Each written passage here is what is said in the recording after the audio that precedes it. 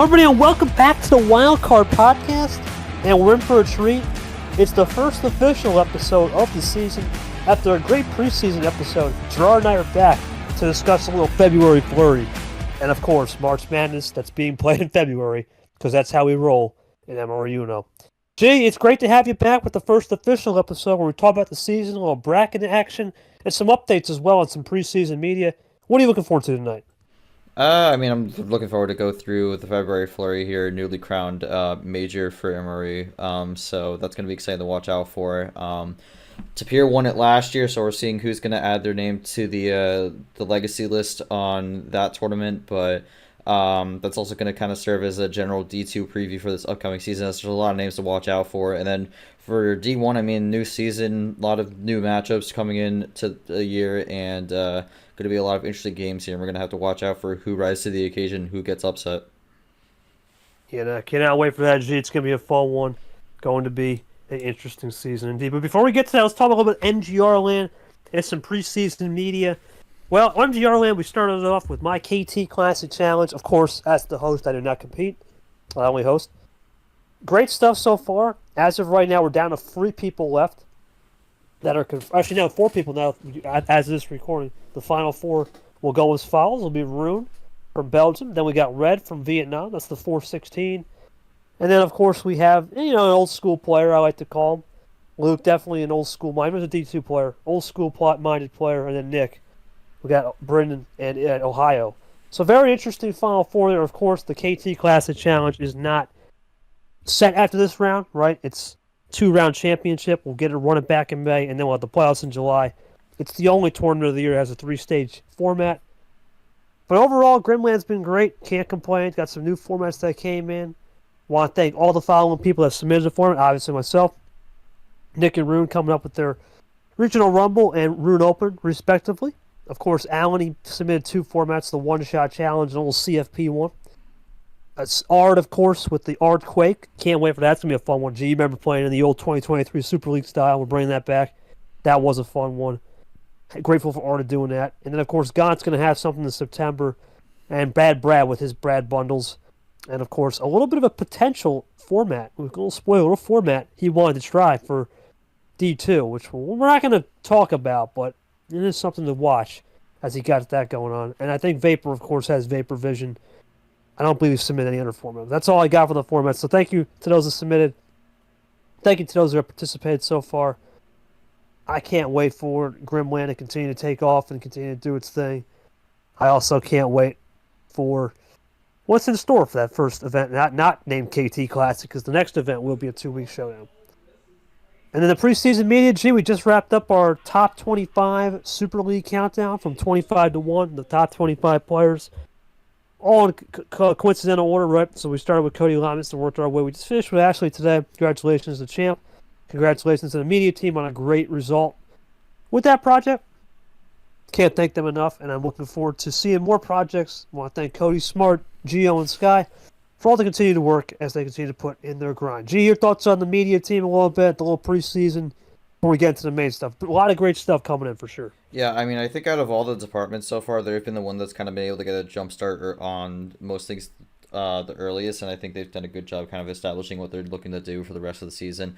I know they're going to bring some stuff for D2 as well as we get closer to that, but I've been pleased to see what we've saw from that thus far, and I think a lot of other people who are very active in the league have enjoyed reading those posts, because I know that's, for some people, reading the media is their favorite part of it. So hopefully we'll have more of that, where that came from, and looking forward to how that evolves throughout the season. Yep. Well, I think once again, Cody Smart, big leader of that, and Gio, they've been to Sky as well. Sky's going to start getting up to speed a little bit once she gets through her things. Can't wait for that. But let's get to the D2 round 1 preview. We're going to start with D2 first because, well, the March one takes forever. So we'll start with the D2 one. G, you want to cover some games for us and let us know what we got in store with some top players? All right, so at the time of this recording, we've had to make some slight tweaks due to some people who dropped out last minute, and the fact that we don't want someone to go into the reveal show, which by this point, I believe when we upload this, it's already happened. but we don't want someone to kind of just walk in and just like, oh, this matchup's changed, or oh, someone is just, we know they're DQing, so you just automatically move on. So that wouldn't really be fair to start, because DQ winners are technically a disadvantage in this league, so you don't really want to start people off on the wrong foot when you know what's going to happen. So there's going to be some slight tweaks. So I think we could just review some players in general to watch out for. We'll start with this. I know most of these upper seeds are not changing. Overall number 1 seed, White Spider, made it to the finale in the June Gelato. That was probably the biggest highlight he had last season, because unfortunately his D2 championship kind of went up in smoke. He did beat Hockey in the first round, but couldn't really get past background due to a DQ, and then kind of collapsed in the losers bracket. But he starts off the 2025 season as an overall number 1 seed. However, you got to remember the overall number 1 seed last year was Jackson, and he is looking at the bracket here. He's barely in the top 32 as we speak for seeds. So the number 1 overall seed at the start of the year does not always guarantee success, and there's another example of that, of someone we'll talk about later. But we'll start with White Spider here. What are you looking from White Spider going into the season, as he starts as the top dog, really, as we head into the February Flurry, and then even just beyond as we go into tournaments 2, 3, and 4? Well, you want the real answer or the funny answer? Whichever suits you best. We'll start with the funny answer. Get the scheduling right. Goodness Lord. That was a massive problem. I remember background was, let's just say, X-rated after that incident. Let's go with that. Got to get the scheduling right. To be a top player, you're a 1 seed. You got to know where to hide. Well, actually, you had somewhere to hide. It's called the strike system. So if you don't want to schedule, we know where to find you. All joking aside, actually, he's probably one of the few players I do know in this league. He plays a very interesting style. You could say card luck, but he plays more of a style to where he wants to set the aggression on tempo. He wants to be aggressive and get you into an ammo war. But with this new bot, I don't know. You just don't know, because with the card history in D2 not even having a lick of this, it's hard to say where he could possibly get an advantage from. He will have an advantage, obviously, playing a playing guy. I don't know if it'll be well, we shouldn't say that because things could still change. But for right now, while recording this, things could change. But let's just say a playing guy, right? Never know. You could get more last-minute drops. But let's assume right now, for the sake of argument, he gets a playing guy, not a regular 16 seed. He should have a good start to the year. You got to think he's the favorite with the other player we'll talk about, Pikachu, the only 2 players that didn't run it back in the D1 because of, incidents, right? Because we knew Hockey would have still been here. It doesn't matter with Knight. Knight would have been promoted anyway because Taslim left, but Hockey would have still been here. So with Hockey gone, you wonder if what White can do. He's going to be the big dog. He's going to be the big dog. There's no doubt. And when you're the big dog, how do you handle the big dog pressure? Let's see how he handles the logistics and the pressure. That's really what I'm looking for when it comes to WS. Back to you. Yeah, you preluded this just a second ago, but we'll go to the other player who was in the D2 championship last year, Amazing Pikachu, who is the 2 seed.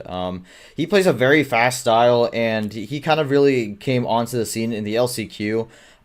Joined in Tournament 3, you could argue kind of got screwed in that tournament, but had a decent acoustic August, and then kind of just went lights out in the LCQ to make the D2 championship from there. Wasn't able to find much rhythm into the actual championship, but still made it there as one of the top 12.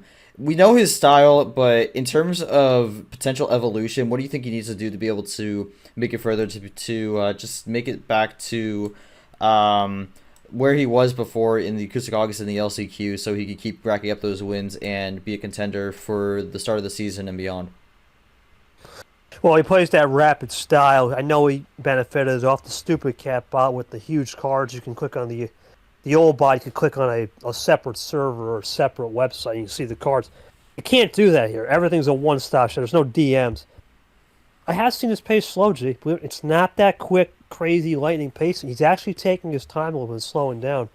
I'm not talking, oh my God, he went to dark levels. No, I'm talking just a little slower and backing it up a little bit. Now, with him, if he can just understand how to stay patient, I think is one of his key. If he stays patient, he reminds me a lot of Ghost. If he can stay patient and don't make any silly errors, right, especially on ammo, he could be one to watch as well. I think White and Pikachu will be players to watch. I'm not going to say they're the favorites, but they're going to be ones to watch because it's hard. It's really hard in this division to know who's a favorite because of the turnover. Right, you lose the top guys from the head of the class. Now you got unknowns. But I would say they're in the top 10. I don't know if they're just 1 and 2 because there are some other people we're going to talk about that could be sleepers.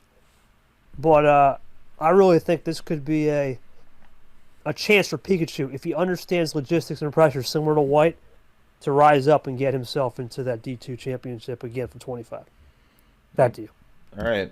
Well, let's jump from people who are returning from D2 last season to people who were in D1 last year and dropped down to D2. We'll start with Aiden Smith here, who's the only 1 seed out of the people who are relegated. I mean, him getting relegated, I think, was a shock to some people. Just kind of slowly creeping down and just barely got into the bottom 12 and then lost his relegation match against Eric Monaco, which definitely was one of the biggest shocks from that. But a lot of people would think he's someone who could be a contender to make at least the playoffs for D2 Championship, at least LCQ. What do you think Aiden Smith needs to do specifically? Any changes that he might need to make if he wants to have a rebound and possibly make his way back into T1 next season? Well, he as the D1 commissioner, of course, I'm going to give my flowers and show him all that kindness. Aiden Smith, I ain't showing you nothing, bro. Get your head out of your butt. Your game against Ashley was absolutely disgusting, man. You had everything in front of you. Right? Get your head out of your butt. This is a come on, man moment. You're better than this, bro. You lost to Eric Monaco. You got your butt handed to you on a relegation game, and now you're down here. This should light a fire under you to get the hell out of there and get back up. Right? That's what I would be saying to him, G. I'm not going to play soft. I'm not giving none of these guys credit. Aiden Smith is a 4-time D1 winner. I'll give him that. But that was 2 years ago. It's 25. He needs to wake up like his commanders have been waking up and make sure he puts the stake and get back up here. Now, I will say his style is very good in terms of the old bot, right? He had a knack for beating players that were just random. Eli was a huge name. He was able to he's able to push the pace and get you that toaster guy 1-card strap, but his problem is it's just simple mistake. Can't get the Uno call right. Gets called out the wrong moment. Loses composure. Look, I don't believe he's a favorite either. Honest to God, I think he'll be in the top 10. You got to think. But out of all the guys that got demoted, if I had to pick one, I'd pick him to be the number 1 guy. But, man, my confidence is just not it, man. It used to be really high with him. I knew what he can do against. He was this close to being Ashley, and who knows, staying in D1 than getting swept by Eric Monaco. Wake up moment. If he listens to this, right, I hope he gets that, little fire under his butt. Get a little pop belly and say, I gotta take those calories and put them to the woodshed. That's how I view it, G. Because Aiden Smith, look, he's a better player than this. And if he can't rise to the occasion as a 1 seed, as the alpha dog, he has the most career wins, in my opinion. I think of this division, it's playing. At least of D1 player, right? I think of the guys that got the money, he has the most wins. Excuse me. So he needs to figure it out. No one else has 4 wins, and let's face it, he was 1 turn away from being the world champion last year. If he had just called Uno twice, actually, 2 turns away.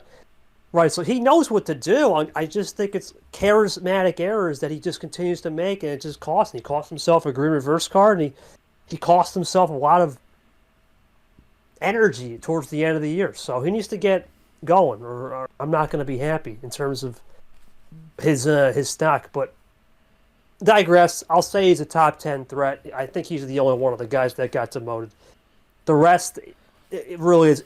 It's either external factors you can't control or just straight foolishness, which we'll talk about a little bit later with some of them. But keep moving on, for sure. I mean, we'll go to another guy who was demoted also, who's kind of been on a down spiral ever since even just the start of this league. We mentioned it before, how sometimes starting the season as the number 1 overall can lead to a dire situation. I mean, we're talking about the guy who was the original overall number 1 when the league started in 2023. We're talking about Zachary Fitzwater, who finds himself in D2 this season. We just haven't really seen much from Fitzy at all in the league's history in terms of what he was able to do back in the victory lane days. What do you think needs to happen here for him if he wants to be able to find some of that magic that he once had a few years ago. Well, I'm not going to call out Fitzwater like I did Aiden Smith. Aiden Smith, in my opinion, cost himself. He shot. Fitzwater has the external problems, and I really feel bad. Yeah, obviously, it's tough to talk about him like this. He was a legend. I think he still is a legend in my heart. I mean, shoot, this guy's beaten me so many times in my career back in that server, and he was the best. I mean, he won 3 tournaments in a row for crying out loud of 24 or more back in VL. He was the best, and now to see him down here, I really think the problem for him is the external factors going to add up to cost him. Sadly, G, when you get to a certain point in your life, and I'm not going to say I'm there yet because I'm not married with kids, but when you get to that point in your life and you're playing these leagues, it can leave a toll that you don't know how to get out of sometimes. I'm not sure what his external factors are going to be. I can't say I can put him in a top 10 as a contender because you just don't know. It's a roll of the dice. I think he'll be in the top 20, but gosh, I don't know. It's so hard to read with Fitzwater. I hope he has a good season for the hell of it, right? Like old times, and maybe can find a way to get back up to D1, but I'm just not sold on it until I see what his life will be. The key with him is he was really good back in the day of understanding the fade look and understanding how to run the ammo to the best of his ability. The game has evolved now where ammo control is every turn instead of till the end. Right, similar to the OGR days, and even Arts had to evolve. But with that OG style, I don't know if that's going to work, and I don't know if that's going to be a winning style. I don't think it is a winning style in D1, but down here it could get you maybe a fringe playoff spot or an LCQ spot. So he will still be able to use his old tricks down here because not everyone's seen him, but I'm just not confident in what he can do, unfortunately. As much as I love the man, we just don't know what his external factors are going to be. And I think you have to say the same thing, G, because we knew him as the man, but he's just been falling off. And some of these reasonings he's been falling off have been cinema-esque, where you never believe some of these excuses, or not even excuses, just some of the problems he's been going. Heart surgery and just terrible stuff I would not wish on Noah. So I won't fry the man, but man, it's hard to watch, especially to a legend like that, for sure. All right. Well, I mean, we'll move on. We'll move on from someone who we're not going to fry to someone who might get fried by me. I know I had my fair share of criticism for him last season, but Sam England, I mean, finds himself in D2. One of the biggest things was he ran a dark style that only saw him find success against, ironically, dark in D1 last year and never really anywhere else. I mean, KT, you already know what I feel needs to change for him to find success to get back in the D1, but what about your end? What do you think Sam England needs to do this season to be able to revitalize himself and show that he could be a contender in the future? Should have beat Clay. I mean, he was up 4. He was tied 2-2, and if he just does the power play right, he's got 2 wins, and he's looking pretty good for the new year to come. But I don't know, man, because up there, the slow style, it does work with one player. Believe it or not, there is one, not Dark, right? But there is another player that has that slower game. I'm not going to mention, but I'm starting to realize it's Brock. Brock actually has a slower style, but it's not epitomally slow. It's a hybrid. England, the problem for him is he has this ridiculously slow style where it gives the opponent too much time to think. D2, I don't know if they've seen that. I don't think anyone's seen that. So it could work, but I don't know. There's definitely some players in D2 who have ran slow. We've seen Emmy do that in the past. Gumma is someone who notoriously plays slow, amongst other people. You never know what you're going to get with Rana, so... Oh, God. Well, the problem with Rana, will she strike out 5 by tournament 3? But anyway, that's not the point. The point is, he's a good guy. I don't think he'll be a fringe contender, and I don't think he's going anywhere. But listen, a lot of people expect now to say, okay, you're gonna be very happy that these D1 guys are gonna dominate. No, none of these guys are gonna dominate the league. Because I haven't seen, if they're down here, they're not gonna dominate. The only one I have any faith in is Aiden Smith, because I feel he just makes stupid mistakes.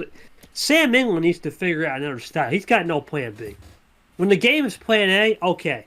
The slow style does work because you have the cards. You can work on it. But if you have to go to plan B, he doesn't even have a plan 8.5. He don't got a plan point 5. It's just strictly plan A or he's done. Right, so and that's the problem with the slow style. If you play too slow, it just kills. Methodical like Brad, Ashley, myself, that's different. We know how to speed it up.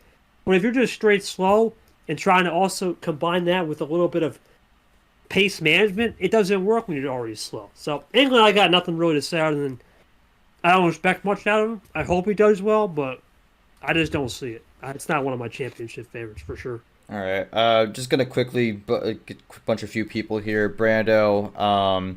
We could talk about Rune as well. Maybe even Jav. I think these are three people who definitely have different goals in the season. Rune, Jav, both made the LCQ. Don't forget Luke.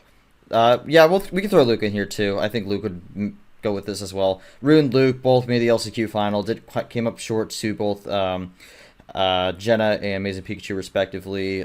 Jav had a pretty good showing. Was the one seed in the B bracket, but was was undone by Amazing Pikachu. And then Brando, another one of those people who got demoted, didn't get a single win in D1 last year, and then just kind of struggled throughout the entire year. I mean, for these four players, they're definitely coming from different spots, but just kind of packaging them all into one. What are you looking for out of this group of four specifically? And I mean, for Brando, what does he need to do to get that first career win in MRE Uno? Because he didn't get a single one in D1 last year, so still looking for win number one, like some of these other D2 players who are lower in the seeds. He's just got no ammo control. And you look at the two times he should have won. He should have beat Clay up 3-0, and then I don't know, maybe we were there with the Caesar game. Caesar just was not himself that night or something because he was right there. He should have beat Caesar. But it's all ammo control with Brando. I don't think that's the last guy that got the mo. We got another guy we're going to talk about a little later. Well, I saved him for last, very specifically saved him for last. But yeah, we'll talk about him a little later. But yeah, Brando, I don't have much expectations.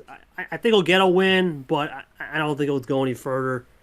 Jav's interesting. Jav's a logistical problem. He's got to work on the logistics. I seen his style in that Final Four game. He's another one that's similar to White. He likes to run the pace and get into an ammo exhaustion war. But the two you mentioned, those are my championship favorites. Gee, I think Rune and Luke. Yep, I think they're going to go. I think they're going to go deep this year. I like both of their style. They're both from Europe, right? Two international studs. You look at Rune, he's from Belgium, but his style is evolved. He obviously is in the KT class. I see him a little bit, but I saw at the tail end of the last year a different Rune than I did at the beginning of the year. I remember testing him at the beginning of the year with the old bot, right? He's been able to adapt, and one thing I've seen him do that not a lot of people may know is he's developing a style that only one or two guys know how to do. It's a Lane style. Now, Lane has a style, but he knows how to play it to where he can push the pace on ammo and then almost play a little pull slack and then push it back and play organizational. He's developing this Lane style that I really like about him. And Luke, I think he's figured out the bot.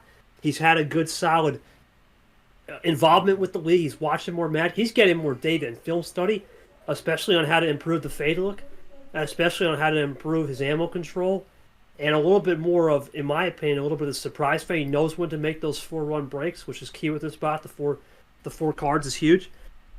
I actually think Luke could be one to watch in a manner where he could be a top 3 player in this league. I really believe Luke and Rune are my top 3. They're going to be up there. They have a really good potential, a good baseline off of last year. They know the format.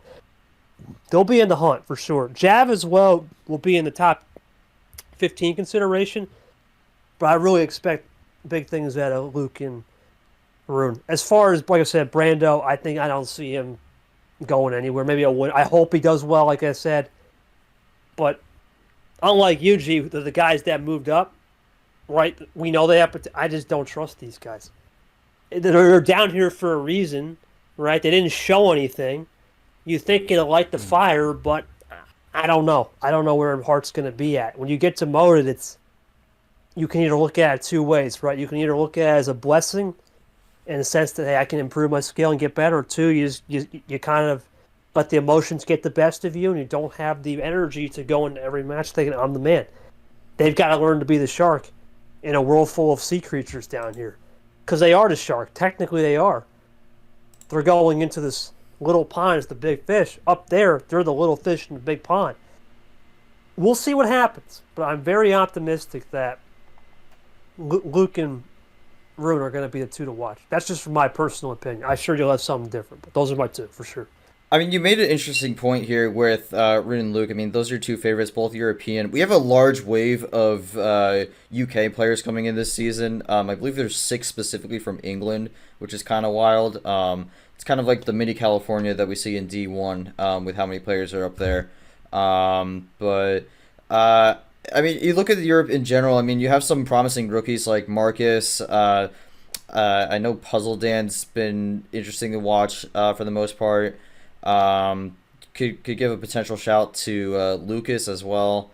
And then of course some people who were in their last year like Yazmeister. But and then Geo as well, and then Gumma as we mentioned before with the long style briefly. But what is your opinion in terms of like how strong the Europe players can be this season? Because I mean you can remember from last season. 4 of the 10 spots that were non LCQ for the D2 championship went to European players, and it was 6 out of 12 spots that were non-American as well. So there's clearly definitely an international presence down in D2, although 2 of those spots were Canada, but that's besides the point. But there's clearly an international presence in D2 specifically, and there's definitely been a lot of success from non-Americans in the prior years. So any comments on how how that batch of people would do, even just not in Europe generally. It could be also some Asia country or even Oceania, because I know we have some Australia, New Zealand players. I know there's a few Asia players. We have someone from Vietnam, King of Red, Breath from Malaysia, and then also some people returning like Astel from Philippines and whatnot. But any comments on the international wave that we've seen in D2 and how that's going to affect this season? Well, I mean, the international wave has always been a thing, Day. It's been more of a melting pot league. And what I mean by melting pot is there's just so many countries and time zones and a lot of logistical things you got to figure out. Now, you look at this league last year. Steven technically was from Canada, right? Mm-hmm. You know, background was from England. That's or Wales, excuse me. Those are 2 four. I know we had, what was it? Alex was in the Final Four, I believe. Who's the other one? Alex is Rhode Island. Well, no, who was the last year Final Four for D2? Oh, the last year Final Four. I mean, the Final Four last year was background Steven, Goldie, Alex. So, okay, so you had East Coast, and then you got 4. Yeah. Well, the point is, what I'm trying to make here is, it's a melting pot, right? Anybody can win, but at the same time, with a lot of these foreign players, I really think the league did them a favor because we never had a 24-hour window, right? There's no such thing. Now we have that, and we have refs to do that, as long as Abion can, I think for the Asia guys, can be there. Well, no, actually, he has to be there, right, because he's the only one signed up. But for the most part, I think the fact that we've been able to make this as a league overall is given them the tools to cook because of the foreign players that have evolved into the league and have come in bunches. It gives them a little bit of a security clearance to say, hey, you know what, the back end's covered. I don't have to worry about it as a lot, and I can just play the game. That's a big thing for them. Now, as far as the talent, the guild tag, let's face it, the guild tag changed the game. Ever since we got that guild tag, even before the guild tag, though, have you ever seen an advertisement for this server? No. There's no need, right? There's no need to advertise this server because it's already grown exponentially, and the expansion process is complete. Of course, we will want more people as turnover happens and whatnot down the road, but I'm very happy with the World Championship now. Let's call it like it is. It used to be a grassroots, all right, good old boys, New York and Jersey. There's the rivalry, right? That's the right. No, now it's the World Championship of Uno. I mean, everyone's here. We have so many nations, you know. Really, we have one person. We have at least one player from every single continent, which is absolutely insane. Because we do have Monkey. We do have a player from Nigeria. So that's going to be exciting to see how that unfolds. But, sorry, Monkey. No Antarctica, buddy. Well, one day, but we'll fund a venture there, and we'll have an exhibition. Yeah, KT will go down there one day. You never know. Do you a favor. But anyway, play with the Penguin. But no, all joking aside, yeah, I mean, it's 6 continents. We have 6 continents. You know, what is it? 30 countries, 40 countries now. I don't even know. I lost count. It's a lot, right? There's a lot of diversity in this league, which is great. But at the same time, don't let that diversity say it's going to be easy. It's not, right? You have to understand with more countries and more time. I know we have the timestamp, Jan. We got a great scheduling team. But mistakes are going to happen, right? When you have so many foreign players, you have to understand, especially when you get into those later rounds. This league is based off of New Jersey. Well, let's face it. I know it's the East Coast mainly. We have some guys on the West Coast on the commission team, Brad being the one example. Caesar, well, no, Caesar's even worse. Caesar's an hour ahead of us, so he's on a different time zone. But actually, Caesar, we'll catch up to Caesar when we get to daylight saving. But the point is, it's going to be interesting to see what happens with the culture down there. I don't know anybody that's just going to rise out of the pack right away because I've looked at the roster. It's just so hard to know with this bot. Some people have UUL experience. Some people have no experience. Some people are from the college football server. I mean, there's so many different varieties of people in this league where you don't know what's going to come through and shine. And with this bot, you throw in card history and stats, right? Anyone can shine. We didn't even talk about our guy Short. He could, right? Emmy, Nathan. And there's a lot of people that can shine that we just don't know what they're going to accomplish, right? And that's what makes it great. It's a melting pot of, you don't know. You're on the hot pot stove right now, and we're at the Korean K-pot, and there's a bunch of variety. We just don't know what's going to cook and what's not. We got to eat raw, so it's great, but there's a lot of unknowns when you have a league full of new people and a league full of logistical issues and also logistical successes, right?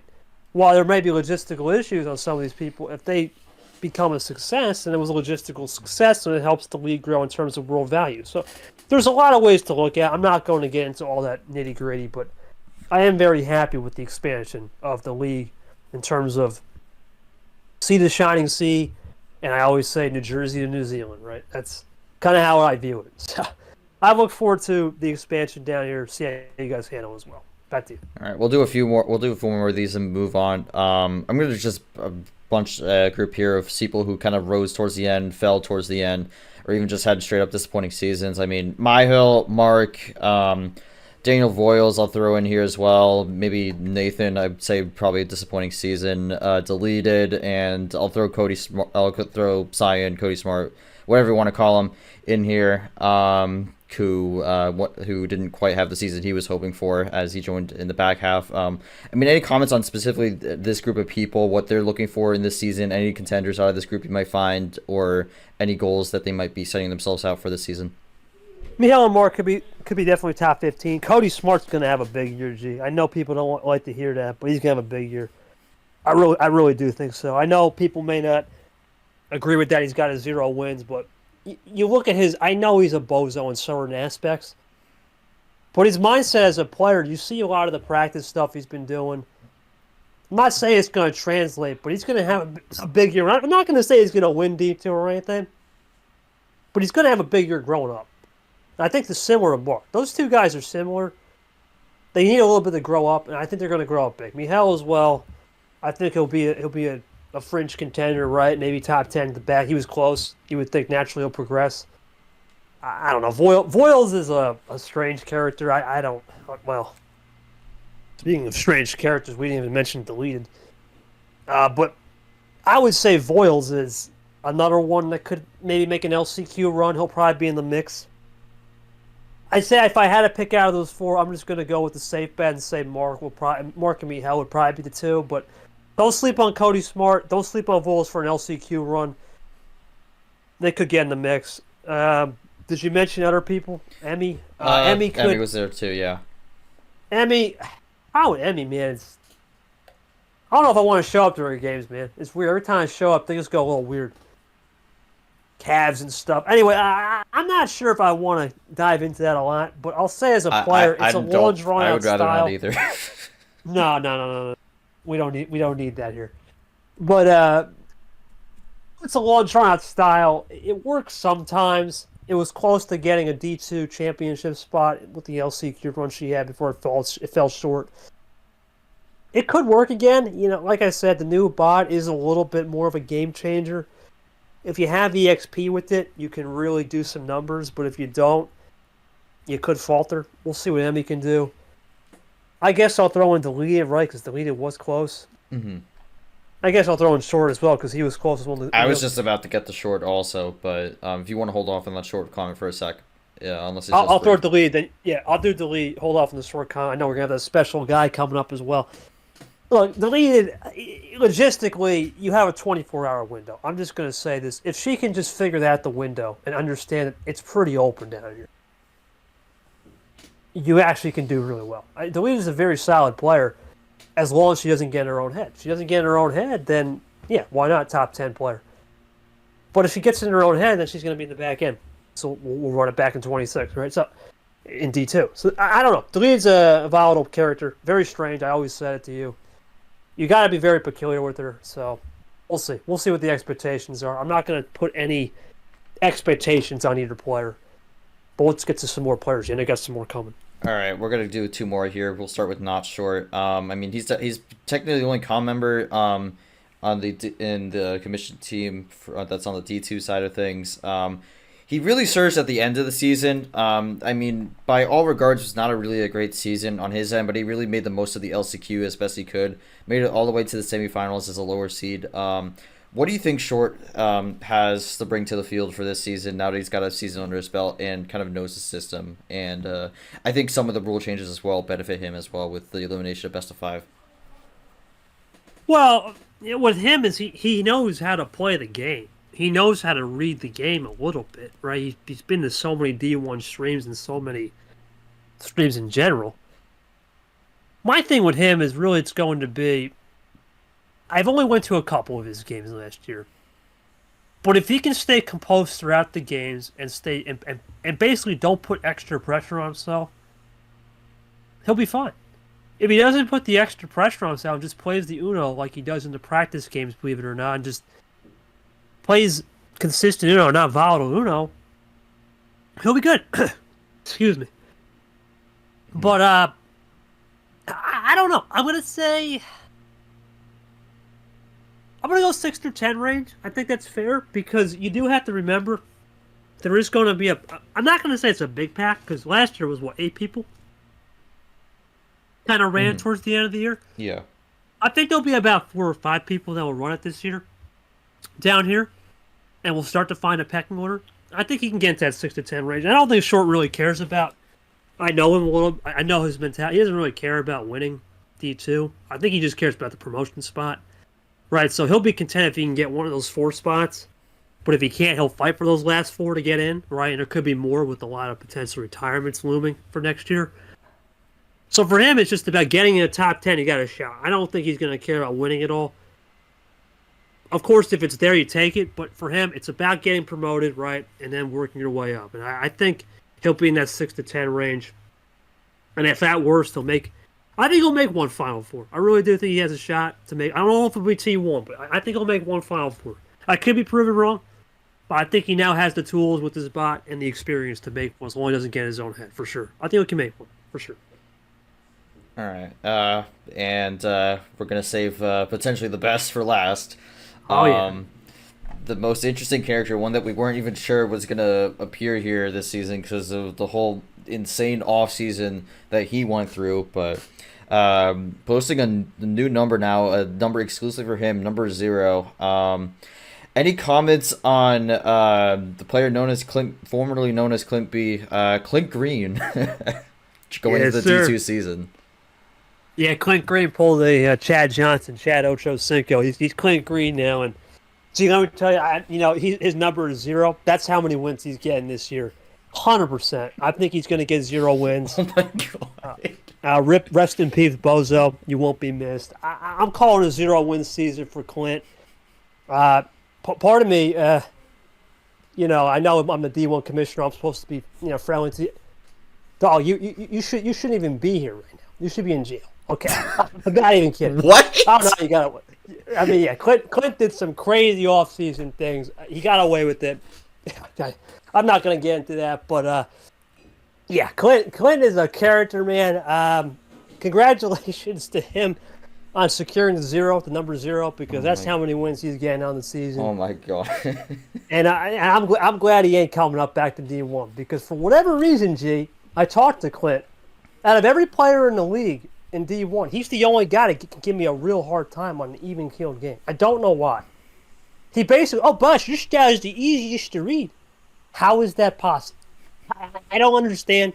But well, it's funny, G. A lot of the guys that got demoted give me a hard time. Fitzy, Clint, even Brando to an extent in practice gave me a hard. England, hard time. Aiden Smith was the only one. Okay, I can take him to the shed, but I'm kind of glad these guys are down here. They give me a hard time for whatever reason. So it's kind of weird. The guys that came up, I'm almost happy with because I'd rather have these guys. I don't want to see these guys back up. Selfishly, right? But as a commissioner, I know I'm supposed to be nice and all, but Rip Clint, I'm going to be smoking that cigar similar to how R does at the end of the year for him, and I wish him the best with his 0-win season. That's all I got. Now, back to you, Z. Any expectations for the Clint Green? All right. Now watch him win the D2 championship. Oh, God. Clint's going to come back here. Clint's going to come on this show. He's going to walk up to you, pull up this clip right here, and he's like, so, boss, how about that 0-win season? Well, Clint, congratulations, man. Welcome back to D1, and you'll have a 0-win season in D1. Man, being ruthless, that's crazy. But, I mean, that's going to sum it up for the February Flurry review recap for the D2 season. And definitely a lot of potential contenders, and maybe even some names that we didn't even mention, because there are a lot of people. We have about 68 people on the entry list, which is a league record, so... could go up to 72 in later tournaments, but we'll see how that all plays out. That is crazy, I will say. Yeah, but that'll do it for the D2 coverage. Let's move on to our next topic here, which I believe is going to be flipping over to the D1 coverage, March Madness 2025. And these matches are going to be finalized because we didn't have any last-second dropouts. So those ones we could probably go through this matches in specific and talk about what we want in terms of what we're expecting and maybe even give a few predictions. Yes, sir. We're going to go through every match and make our predictions. But before we do that, G, of course, we have to shout out the world champ, Ashley. Obviously, she gets the pick of the tournament one. You really can't do much with March Madness. You can't do anything at all. It is always going to be basketball. But we do have a crossover. I really like this crossover idea. So we're going to do Hogwarts House. It's a Harry Potter thing. Now, the 4 regions, if you're familiar with the Harry Potter lore, you obviously know Gryffindor, right? We got the Hufflepuff, which is fun to say. I will admit that's probably the fun one to say. Ravenclaw, and then the Slytherin. I was corrected by Sanford, not Slytherin, but Slytherin. So it's a really good theme, and it's the first ever theme, I believe, on record that has all 4 Uno colors in the deck. We got, of course, your red, your yellow, your blue, and green, which is great. And we rarely get that. Normally, a lot of the colors are all over the map. So we had the Uno colors, which allowed the cards to really be nice. They came out really good. I'm looking forward to this theme. Now, I know a little bit of Harry Potter, but not a lot. Right, I know these houses. There's actually an online test you can take to determine what house you're in. Like Sporkle? Oh, no, never mind, not Sporkle. No, it's a Hogwarts house test. Maybe I'm not going to send the link, but maybe I'll send it to you privately. But I took it a long time ago. I think I got, this was 5 years ago, 6. I think I got Ravenclaw. I think no, I got Gryffindor and Raven. I got a mixture of both. But I'll retake it again one day just for fun. I think it's a great theme. Personally, as a player, it was really as a host, it was really easy to come up with something, in my opinion. Obviously, I won March Madness last year. It was a little different. Last year we had Champion Road, and it was basically Mario Kart, Challenger Road, and Rainbow Road. Still have nightmares about that, but I proved it wrong that day. But no, this one I really like because I'm not saying the last year's was bad. Last year's was great. I love racing, so I don't mind it. But the colors and the fact that we had the custom cards just makes it more intangible. Yepes cooked it. Listen, he cooked last year on the survival theme for T5, or not that one, no, 2 years ago. He really did a great job on that. And I think Ashley did a great job here. Considering March is very hard to do with it being a basketball tournament, and we're not even playing in March. We're playing in February for most of this. It's hard to get the hype up, so it is one thing I will always say. I've always said, I think I've said this to you personally, too. You guys have a really good opportunity with February Flurry because it's in February, right? The tournaments, you guys can really do some damage with us. We're kind of, there's not much we can really do. There's no crazy seedings, right? Whoever the top usually the top 16 seeds from last year were the guys that made Super League. The stream pack is very low. There's not much you can do with it. It's the one tournament all year, believe it or not, where it is a major. It will always be a major for prestige. In terms of a player legacy, you want to win this tournament. But out of all the tournaments, this has the least amount of creativity unless you really go outside the box. We did a good job, but it's probably out of all the 6 that we do, including this is 6 out of 6. It's the worst one. We're in a box. You can only do so much with basketball. Theme-wise, it's not prestigious. Probably the most prestigious is Super League, and then whatever the winner picks in the preceding tournaments. But this is the least prestigious tournament theme. Now, in terms of legacy, it's number 2, right? Not counting Super League. And in terms of everybody playing, it's the one tournament you want, even more than T5. T5 just got added. This is the one tournament you want to win. If you come to the league, you want to win March, you'll forever be known as the March champion. Peter and myself, forever, as long as this league lives, we are going to be known for March champions forever. It's the one tournament where there's no such thing as quad resume. There's no such thing as, oh, well, I got to beat this to get into the... Whoever's on the plate, you finish the job, and you get a chance to move on into the Final Four and finale. That's the ultimate goal. It's the one tournament where you can raise a championship banner, whether it be a Final Four and a bronze or a trophy, right? So that makes the prestige element good. But in terms of the theme, yeah, it's a box. So that's really all I wanted to say. Ashley did a great job. For considering what March Madness is, it's the best you can do. It is maximized. Thank you to her. We'll see how she does. And speaking of that, G, what's your thoughts on this theme with the Hogwarts houses? And then we'll get into some of these matches because they're very interesting. Some of them are very interesting for sure because you got a lot of the D2 guys coming up as well. I mean, specifically for the theme, I mean, I get it. I think it plays well with the colors. In terms of Harry Potter, I mean, when I was younger, I read the books and whatnot, and I saw the movies, but I wouldn't say I'm necessarily a massive Harry Potter fan. But I think this theme works. I think I kind of agree with you with the theming for March Madness is kind of limited, so I think with the limitations we had with this, I think this theming kind of works out. Maybe not necessarily basketball, more of a Quidditch March Madness in a way, but I think having the themes between the 4 houses is pretty good. In terms of the houses specifically, I remember in elementary school we always had like a themed field day, and one of the years it was Harry Potter. I don't remember which year it was, but we all got assigned the houses. I think I got put in the Hufflepuff or something like that.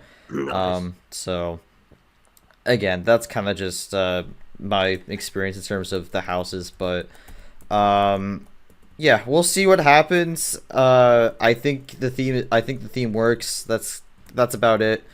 And I think I'm more interested in how the matches are going to play out. And what stories we're going to see going into this tournament and following it. So this is usually where a lot of the stories of the season start for the most part. So you never really see anything that just happens here in March and then just doesn't really carry over much. So I'm going to be curious to see what stories emerge out of March Madness and where we go from there for the rest of the season. Well, and that's the thing. Well, before I go any further, you look at the last 2 March Madness winners. Yeah, okay, you made Super League great, but what have we done? I mean, you look at Peter. I mean, he didn't do anything. Super League was close, and then I obviously had terrible. Now, of course, I would say my circumstance was complete. My year just went down the toilet when we got to July. It never recovered, right? But is this the tournament you need a win to make it happen? I don't know. It's hit or miss. JT made a Final Four in March, and he really won it then, right? It's a good simulation, but you can't really predict that. You can't make any adjustment, especially with the way this league is now and a lot of interesting people coming in. I don't think if you have the worst March, you look at Ashley, okay, great March, won Super League, but she backed it up multiple times. KT won March, backed it up a little bit in T2, and then was nowhere after that, right? Peter, great March, all right in T2, and then nowhere to be found, and then had a good Super League, and then just blew it towards the end. So, in groups, I don't think winning or even doing good in March is going to, like you said, it's the one tournament you can just go balls to the wall. You declared this as more of a Daytona fight. There's no points, right? There's no resume. It's the D500. You can just go for it, right? Go for that trophy and try something. It's the one tournament you want to win for prestige. Now, when you get to T2, mindset changes, right? Then you got to start locking in and start thinking, okay, how do I build off that margin? And once you get T3, Super League's on the mind. So it's quick. It goes quick, but let's get to those matches. Gryffindor region, G, we're going to start off with the world champion. Ashley, of course, coming in as the number 1 plate. Of course, that's a league tradition that will never change. You win, you get the 1 plate. Versus Eric Monaco, who just beat Aiden Smith in a relegation tournament. Now remember, I had said Eric Monaco would actually sweep Aiden Smith in the relegation tournament for the hell of it. I said he would just cook him. Now, I was right. But this is a different beat. This match was supposed to happen back in T3 Masquerade May, but of course Eric had some problems. I don't see a World G here where this can't be an Ashley 4-1. I think Monaco will win a game. I really think he's got something to prove. But this is a world champion. I just don't, this is a stream game by. We'll highlight those as well. I don't see a world where Ashley, with her great style she plays, methodical, patient, is going to lose this game. I could be wrong, but I can't see it. I'm going Ashley 4-1 here, G. Too much Ashley over Eric. What do you think? I just need to make sure I'm writing this down because I think this is a good time to plug it. So we have a pick'em challenge that's being ran by Not Short this season for D1.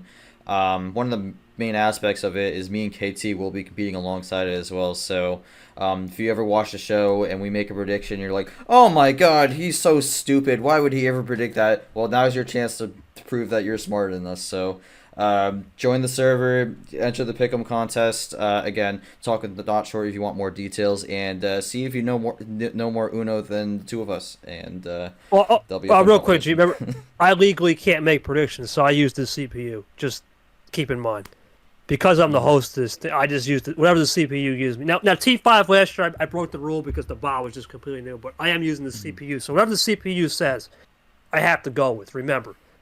A real KT prediction might be a little different, but for example, the CPU actually predicted Ashley 4-1. I can change the numbers, but I have to pick whatever the CPU says, so just keep that in mind for the fans at home. But G, back to you. Go ahead and give a prediction. I said 4-1 Ashley. What do you think here? I mean, I'll jump on to this. This isn't really an interesting start, but I'm actually going to agree with you on this pick. I think Ashley 4-1. Monaco showed some good stuff in the relegation tournament, but besides that was a non-factor the entire season last year and missed multiple tournaments. I mean, the fact he even stayed in D1 was kind of a miracle in itself. But assuming he doesn't have any scheduling issues, I think there's some things that you could see that are bright spots as optimism. But I would say 4-1 for Ashley here. She takes care of business in this first round and continues her quest to try and get that first regular season tournament victory, because she didn't win a regular season tournament last year. But looking to start the season off strong with her title defense. Yeah, we'll see. Ashley, definitely someone to watch. We know that. World champion. Got the regular season crown as champion. Never has a gold medal. It's ironic. One of 2 players with 4 medals and trophies. And speaking of someone that got a medal, G, how about Kev Shear Allen? We'll look at Kev. You know, a good season by Kev standards. 8-9s are always a toss-up. We always talk about there's really no seed. It's a number upset, right? Kev had a good season. You know, he beat Yoshi. That was his highlight. He really did a good job of learning the style of Uno that needs to. I know he doesn't use power play, which is probably the only thing I do question in this match, because Allen has had an off season of all time. He went from glazing Caesar to, he just told me recently he was taking a trip to Texas to get right. Gosh, I don't know what's inside of his head, but my heart tells me Allen's going to win this game, G. I don't see a world where not playing power play in 2025 is going to be the move. Computer says Allen 4-2. I'm going to agree with the CPU. Allen's got the split ammo, and I really think we need to see an Ashley match with the split ammo. We were supposed to see it with Chomik. Ashley's never played a split ammo player. This will be the first test. I'm going to go Allen here. I think he gets it done 4-2. I think just too much Allen on the back end with split ammo. Kev hasn't adjusted to that with no power play. I'm going to go 4-2 Allen. He'll start the year off right after a tough 4-0 last year against Zard in the same tournament. What do you think? I mean, I think Kev's going to actually have another decent start to the year, and I think the problem with Allen, he's kind of completely lost his mind in the offseason because the glazing with Caesar has gone insane. And I mean, if Caesar gets upset in this first round and Allen plays after that match, I mean, oh dear Lord, that is going to be a huge disadvantage for him, because his along with his like current mental state right now, like it's going to be all over the place with like Caesar being eliminated from the tournament. Like, oh my God, no, Caesar's out. But yeah, I'm going to go with Kev 4-2 here. I was kind of impressed with what he was able to do last season. Was it like world-burning championship contender? No, but it was definitely a step up from last season, and I think if he can at least maintain status quo from that, he'll be in a good spot for 2025. So I'm going to have Kev get off to a better start than he did last season and take this one 4-2. All right. All right. Next match here, we got Abion background character. Obviously, Abion +2 control is his main control, right? That's his main control pad. I really like that style. With this bot +2 control play to percentage is really good. Background character obviously comes in as a D2 runner-up. In the championship, had that great thrill in best of 9 with Steven in the first of the resets.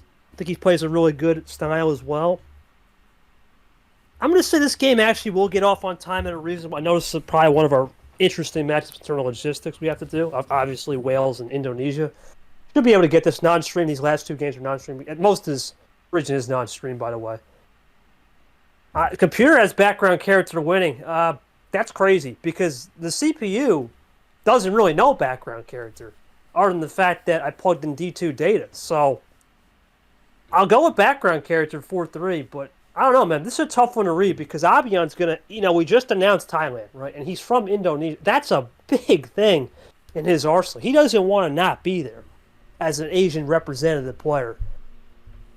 I think he's going to be fired up. I wouldn't be shocked if he pulls the, maybe not the upset, but he pulls something out of the hat more than just +2 control. I'll go background character 4-3. Obviously, BC. Your thoughts on this? One of the first guys we'll talk about with the D2 promotions. Go ahead. I think this is a great matchup for a background in terms of what he's looking for, and I'm saying he's going to start off this season hot.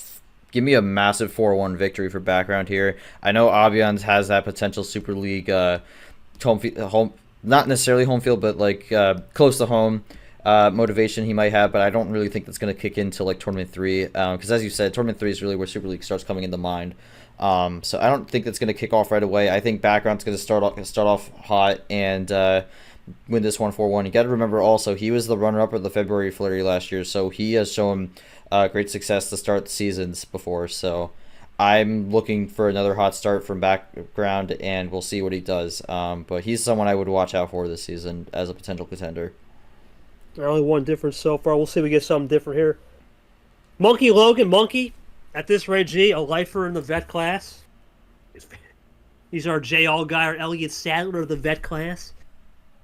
Great season. I know he had some he's the franchise DQ owner, some issues with DQ. I know a lot of people are saying, will you get 4 strikes? Let's hope he clean that up. For Logan, really good job to beat Nam last year, but he struggled against players such as Carson. And round 1, I know if this was any other month that's not named February, March, and April, Monkey's cooked. It's February, March, and we're starting in February. Monkey's historically really good in February. And that's why I believe the trend ends here. I think he has too many distractions. You would think you would think I would pick Monkey here because of the better seed, right, the momentum, but I'm going Logan here, the upset. Gee, the distractions for Monkey, I don't know if he's ever been the same character after Lane did a number on him in his 100th career game. I'm actually going to go Logan with the upset 4-2, believe it or not. I know it's crazy to say because it is Monkey usually good in March, February, but the data is probably saying he's due for a loss, so I'm going Logan. What do you think? I actually think the data says that he's due to continue the trend here, so... even with all the nonsense that's happened in the offseason and whatnot, for me, Monkey's kind of been someone who's just kind of filtered out all the static noise and just kind of plays the game, whether that's a good thing or bad thing. And Logan still has some issues with his play style. Like, he got a great win against Nam last season, but besides that, there was not really much to write home about. So I think Monkey's going to start off the season pretty good. He'll win this 4-2. Although with my bracket, he'd have a tough matchup against background character, which spoilers, I would think background would win that one. But I think Monkey's kind of in a interesting spot going into this season, where I think he'll have a decent start to the year, but how the rest of the season goes, we'll have to see. So what is that? With 3 out of 4 were mutual. Okay, keep it going. Well, I picked Ashley, Kev, background Monkey. So. You picked Monkey. Okay, I went with the upset. Okay. Next one. Listen, Caesar has been the guy since the start, right? Is he gonna? Ever since this league was created, Jay Caesar, it's his time, right? I mean, every single time we talk about Jay Caesar, Super League, it's got to be now. It's got to be this year. And then you got Pat Johnson coming in here. Game 7, this should have been a stream. Obviously, we're kind of, well, once again, we're restricted, right? We can't make all these things streamed. Deep down, this is just wrong. The CPU has Pat Johnson in 7.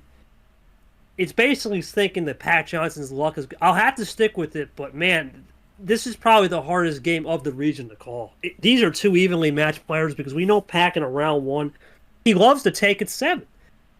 So I think Pat Johnson's going to take it 7, find a way against Caesar, which is crazy because I picked Caesar to win the Masters, but I'll roll with the CPU. I'm going Pat Johnson here, G. I think the Game 7 magic finally turns his way and delivers a shocking upset. What do you think? I'm gonna flip this on its head here. I'm gonna say Caesar 4-3. I know I technically predicted Kev over Allen here, but I'm kind of just covering bases here for the time. I think Caesar will be able to kind of just run the game plan he knows and just kind of follow along with what Mac's usual style is, where he goes to 7. So I have Caesar 4-3, although I think this is gonna be a match to watch out for.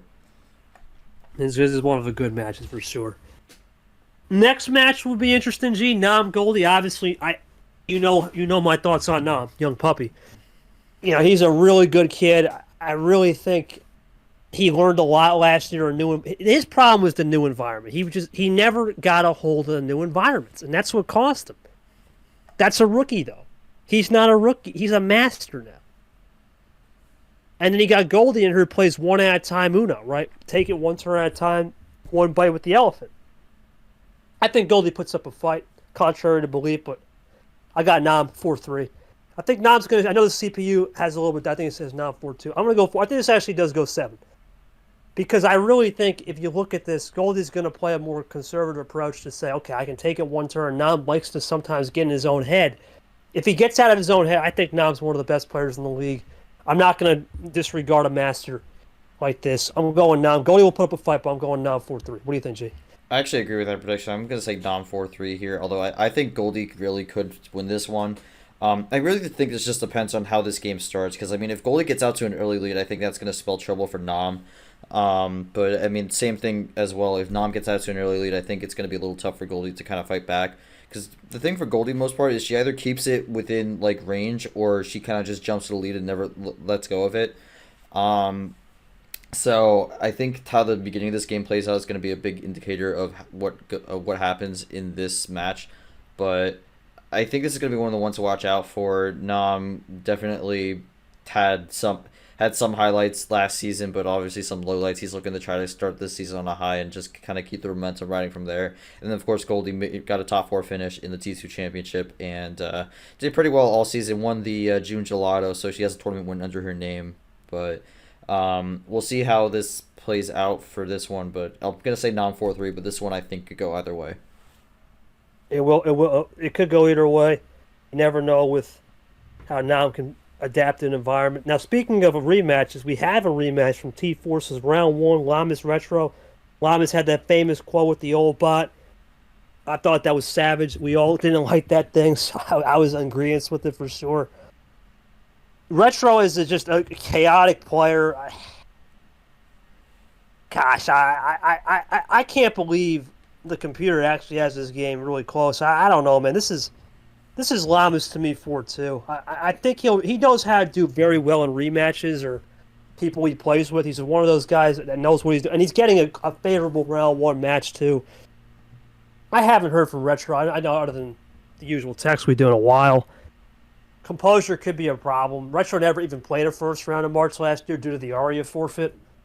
And I think Cody's got too much to play for here. He's expected to bounce back, and he's got a big golden opportunity coming.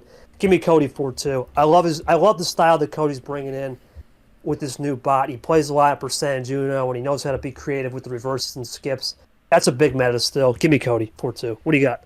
I have Lamas 4-1, although I could very much easily see Retro walking away with this one, depending on how this goes. I think for me, this is really going to have to be... The way Lamas goes into this game is really going to be an indicator of how this season goes for me, because I don't think last season was good for the most part. I mean, he did get that one highlight win against UKT, but besides that, there was really just not much going for it, and I think there was a lot of frustration on his end that definitely caused a lot of angst with both the bot and just everything going on around him. But I'm gonna say he gets off on the right foot to start for this season. 4-1 victory for Llamas here. Retro, I just don't know. For me, Retro is one of the people who, in my mind, is in contention for being one of those bottom 12. So, I would keep an eye out for that. But I think this will be an indicator of how Llama's seasons will go, depending on how this match goes. Even if he wins, if it's like a close win and he's like all like cranky and frustrated, I think this could be another bad season. But I think just the way he's composed and the way he plays will be a big tell on what this season holds for Llamas in terms of how well he will do. But I'm gonna have Llamas win this 4-1, and we'll see what happens for his season. Yeah, Cody had that big win against me. Of course, Ghost 2 and T5 where he started to crank it up with the new bot. We'll see if that fresh slate goes. And this one, G, if I had some, some script, like, picture a guy writing a script with a fire behind him, this is Chomik. The way his season ended was probably the worst that we've ever seen in the league. Of course, he never got a chance to play the world champ, the then world champ now. At the time was just a regular season champ, actually. Versus the creator who never got a chance to play on his own bot team. It's sad because the whole drip thing, right? And gosh, Chamik's going to win this game 4-1, but this one's going to be closer than people think because they both have something really meaningful to play for. Chamik has murder on his mind. Let's put it that way, vengeance on his mind, and MGR wants to play on his body created, right? Almost his kid. It'll be a good game, but split ammo. I mean, you look at the two clean split ammo players, Chamik and Allen.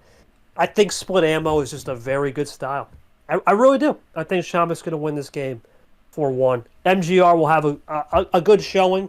I'll go with the CPO, but I don't know if it's enough. I think he just has too much to handle over that split ammo, which is not easy for a first-round game. Knowing that style, it can be lethal. What do you think, G? Yeah, I'm going Chomik 4-2 here. I think MGR, it definitely does a lot to help out in the league externally. But on the table, I think there's just some things that are left to be desired. He was kind of in that lower tier for the most part last season, and I'm not really sure if there's anything that indicates anything's going to change on that front. So, I don't know how well MGR is going to do this season, but I think Chomik's going to have a fire under his rear in terms of doing well. So I think he's going to be motivated to get off to the best start he can. And I think he's going to take this one convincingly 4-2. Well, G, move on to probably the favorite region in terms of how to say Hufflepuff. Cuckoo for Cocoa Puffs. But no. Anyway, let's start it off. Everyone's favorite foot massager, Jesse Turner, back on the table. Oh, boy. Versus Leah. Yeah, JT is an animal. He's going to be coming to the stream department. He's had some great one-liners already. I'm going JT 4-1. I can't go again. I know Leah had that really good game against Sam, but this is Jesse Turner, who's never lost in round one ever in his career. I don't see that happening now. JT is one of the best players. I don't care what the haters say about card luck and whatnot. You look at his style. He's learned the patience game. And in round one, he's almost automatic like Grammatica. Too much JT 4-1 all day. What do you think? I think the thing for Leah is I don't think she's a bad player, but she's kind of been always stuck in this area where she's just not really been able to break through. And I think for her, she needs to just find a way to get that signature win to kind of bolster herself up into at least the mid pack and then go from there. So I think there's potential, but I think for Turner, especially with how good his season was last year, I mean, he was one match away from winning the whole thing. So I think for Turner, I'm just going to say he keeps the momentum going strong, wins this 4-2. And I do think Leah gets a win this season. I do think she finds it at some point, but I don't think it's going to be in March. But I think Leah, some people are sleeping on Leah. Although I've kind of always been high on Leah. But just kind of waiting for that breakthrough moment. But the Sam England win in the relegation tournament, the Saints one showed some promise, but just waiting for that first career, not necessarily sanctioned, but first career recorded match since the relegation tournament technically doesn't count as a win in league record books. Right, it's more of an exhibition, just a stay in D1. Yeah, so we'll see how now. Well, see, this match, once again, should have been streamed. But of course, the old rule. This is an OGs know this match. Peter Ari, This is 2023 Brazil Super League. Peter obviously had a disastrous year in terms of not figuring. I know seems like everyone had a chance to beat the old boss, but then you beat the boss, you didn't do nothing the rest of the year. beat me, but that was about it, right? And then he beat R2. I think that was a 2-bit R to myself. And then Arya, we don't know, right? Coming in off the bench. I think Peter Onjak's a really good player, man. I know he lost ALP a year ago. I really do think he's going to figure it out this year. In fact, he could be someone to watch come T4 to make a Super League bid. But I think the element of surprise is really what was popular in March and really works. I think the element of surprise wins that Arya 4-3. I think the element of surprise is important to understand that, you know what? You don't know what you don't know. It's a new platform. Arya's going to come in with, okay, is she really that good? Was it a one-trick pony season? That puts a lot of motivation in the right favor. I know Peter won March, he's my March brother, but I got to go with the CPU because the CPU says 4-3 Arya. I'll go Arya clutches out a power play in Game 7. What do you think, G? This is probably the biggest unknown in terms of all the matchups probably in this entire tournament because we have not seen Arya since Super League of 2 years ago, 2023. So it's been over a full calendar year since we last saw Arya play. And you got to remember also, she was one of the last players to officially get approved with testing on his new bot. So it took a while for her to get that approval in that test session in. But we're going to have to see what she brings to the table in this first round matchup against Onjak, who Onjak's looking to bounce back after a very poor season last year, where he was kind of inching close to that relegation zone, but kind of got a few wins to escape it. I don't know. I think the first game or two is really going to be indicative of what Arya's got to bring to the table. I think she'll still have it, so I'm going to say Arya 4-3. So I'm agreeing with your pick here, but this one I think could go anyway. I think any score prediction here would be valid with how big of an unknown Arya is, with how long it's been since we last saw her play. This next one, she's another unknown. What a disaster DJ Curtis had in Super League. We hope that is the worst Super League performance. We don't want, if someone does worse than 3-21, we're gonna be punching air on that one. We're gonna be punching air. And then hockey, say what you want, hockey shouldn't even be here, right? You think hockey, okay, great player, right? But hockey shouldn't really be here because if the Flame situation, of course, Taslim never happens, hockey ain't here. So this is an unknown. Hockey plays a very interesting style of just quick pace and try to suffocate the opponent. I actually think, believe it or not, DJ's got a lot more to prove in this game. You would think by law he would win this game. But the CPU is going with the element of surprise in this region. Hockey is the element of surprise. It's a true vibe matchup you talked about. I'm going to go hockey 4-3. As much as I like my brother DJ and he moved down to vets, I think hockey pulls it off, Gina. Shocker. What do you think? I think the biggest question in this is mentality, because is Curtis going to be over the horrible Super League performance, and is hockey going into this knowing he's kind of been given a chance where, like, technically he's thinking, technically I'm not even supposed to be here, so I got nothing to lose. So I think really which mentality emerges more between the two is going to be the one that comes out on top. For me, I still don't think Curtis is over that terrible Super League performance. I think hockey comes out here looking to go balls against the wall and do everything he can to win. Because, again, I mentioned it before, he's got nothing to lose here. If he loses 4-0, so be it. That's just how it goes. But he's going to be going into this with zero mentality, like even less mentality than DJ Curtis, and that could be a scary thing for Curtis to go up against. So I'm going to have hockey win this 4-2 and just kind of keeps playing with house money, I guess, in a way, for this one. And we'll see how he does this season. Gee, I'm just going to run through this next matchup quick. Yepes Brian, this was just... Brian is just... look, man, I love Brian, my brother and all, but his performance in T5, he didn't even test the bot. I don't even know if he knows all the commands. Even though he's tested. He's just here for a good time, not a long time. Yepes has vengeance on his mind. He's similar. He missed. He should have been Super League. In my heart, we probably missed on that. I think he's going to want to prove a point right here. CPU says 4-1. I'm going 4-0. Get the broom out. Yepes is not going to take this one lying down. He's going to throw a huge haymaker to start the year. I don't see a world where he throws this one in the bin. Give me Yepes all day with his chaotic but yet humble style coming in. What do you think? I think this is the matchup that is the definition of murder. Yepes is going to be very vengeful going into this, and Brian's going to be coughing baby, while Yepes is going to be atomic bomb. I think this is the first 4-0 that we see, and I don't think this is going to be close. I think Brian's shown some good flashes at times. I remember that match last year where realistically he should have won that match, but some nonsense happened where he ended up being on the losing side of that. But I don't know. I think Yepes, with the mentality he has going into this one, he's out for blood here, and I think this is really going to be where it starts. So give me Yepes in a 4-0 sweep. I think Yepes has agreement there, will be honest. We're pretty equal here now, G. Obviously, you can't predict your own match, right? I'm pretty sure that's the rule. Yeah, I have a dash for this one. I have to take this one. This is a D2 commissioner. I'll start with you. Your thoughts on playing your co-commissioner, basically, Yoshi. How is this not streamed? I don't know, but there we go.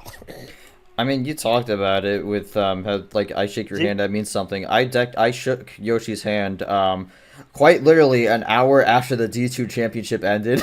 So we've talked with each other before, and man, that's crazy. I mean, we know what we're like, and we've known each other for a while because of Twile too. That's kind of where we also got him recruited and whatnot. But I didn't have a great season last year. I'm looking to have a bounce back, and then Yoshi obviously had a disappointment with making the finale, losing that May Masquerade finale, then not making Super League. So he's got a lot on his mind too to try to get back there and make Super League this year. So I think both of us have a lot to play for, and we'll see who comes out on top of this one. But I'm going into this knowing what Yoshi wants to do, and I'm going to be ready to counter it. CPU has you winning 4-3, G. Upset City. I kind of see where the CPU, right, saw what you did in T5 with that, what was it, just no care style. It was working. I mean, you almost had Tygo beat. Yoshi puts a lot of pressure in games and historically doesn't win game 7s. If he can figure out that clutch gene, I think he can get it done. But last year he blew it against Abia in this same tournament, right? He just couldn't win in game 5 and 6, and he lost it. I think you're going to be coming out here firing. You lost the class rank. You went from Legend to Master. I don't see a world where... I don't know. I just don't see a world where you're just going to lose motivation with a fresh slate. I mean, you haven't really been active in a lot of other leagues, other than this one, really, because you host it in D2. I think the problems in D2 are kind of ending. The commissioner curse is over. Don't think we're in a bad place anymore down there.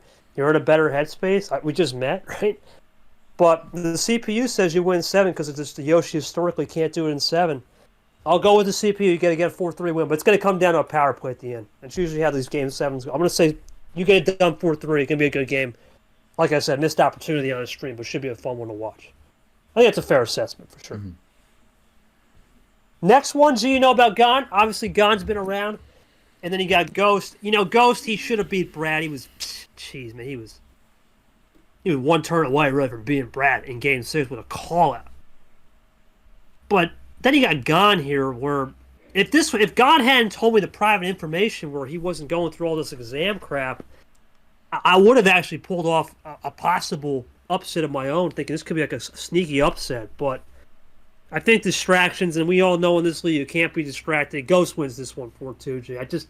If Gon wasn't distracted, I think he could have pulled it off. I really do. But because of the distractions, and that's just a lot of extra work to do with the school, which is more, it's more important at the end of the day, whatever he's got going on. I'm just going to have to go with Ghost win this one. Might be a little bit, I know the computer says 4-3, but I'm going to go 4-2. Ghost gets the job done and continues this California Merchant Tour, which is a lot of them. What do you think? I have Ghost winning this 4-2. I think Gon is someone you got to watch out for this season, but I think with how the end of the season went for him last year, and some questions leading up into the start of the season for D1, I think there could be some issues at the start. So I think he's going to be a little perplexed here, and we won't see the full Gon that we were able to see in Tournament 2, Tournament 3 last year for D2 come into play until later in the season. So I think Ghost continues off some of the momentum he was able to build in the Super League.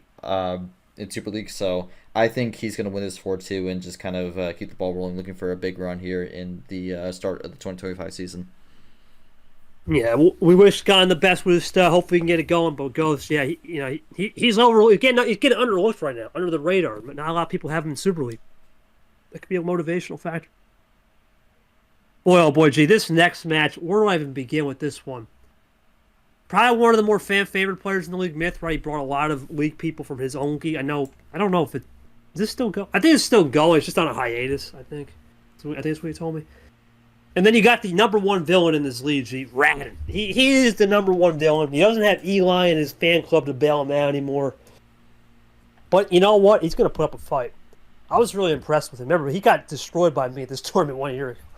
And then towards the end of the season, he beat Abion, he beat Lane. He was close to taking Tago to the shed up 2-0. I think he learned his lesson. I'm actually going to go. Radin gets this one to a game 7. Like the computer says here, a Myth will win 4-3. Myth just finds a way on a low card start, and I think he wants a rematch with a certain someone. I'm going Myth 4-3. He gets the job done. What do you think, G? I have Myth winning 4-1. I just don't see how Rodden goes against Smith's style because I think Myth has kind of adapted this quick pace that Rodden's just kind of, it's a little chaotic, but maybe Rodden can play into that as well. But I think Myth kind of has it in a way where he just kind of runs plan A, and if you're not ready for it, you're just going to get rolled over. So I think Myth kind of takes this one pretty quickly. I'd say this match ends within 20 minutes. So give me Myth on this one, and that will set up, spoiler, I'm going to spoil this, this will set up a rematch from last season. As we go to this 2-15 match. Well, the rematch from last season, let me tell you right now, G. Captain Rogers. Obviously, look, I'm not going to discount A.B. Rogers, the nickname everyone gives him. Rogers played exceptionally well against Caesar. I mean, he had Caesar beat. Then again, Caesar at times was just sleepwalking half the time in round 1 last year, and he knows he's got to be better. Rogers is going to put up a fight. I actually think Captain will win 4-2. Captain, he lost the last 10 games in a row. He lost the last game at Tago. Then he lost 4 in a row to Allen on a 3rd place. Then he lost 5 in a row to sweep the Jate. He's not losing here tonight. Or not tonight. He's not losing round 1. Cap is going to be fired up. He wants that rematch with Myth. I think we're going to have the same exact picks basically for this region except your match. I'm going Cap here. Give me the 4-2. What do you got? I have Cap 4-0. Sweep. Okay. Yeah, I think there's going to be a few sweeps here, so I do have some sprinkled in, but yeah, I don't know. This style, I think, is an absolute nightmare for Rogers. I think the moment he kind of loses on that 5-card start things out in like 2 minutes for game 1, he's going to throw his hands up in the air. It's like, oh my god, it's so over. I can't do this. He's going to... There might be an early AB Rogers this season, but we'll have to see. But I think Captain Chat kind of just does his style, rolls through with it, and then we get that rematch between Myth and Captain for the round of 32. And that one will be an actual rematch to where Captain hadn't won a tournament, too. Because remember, when he won T3, that is true. T3, he really had nothing to play for. So there's just something to play for. That'll be an interesting one.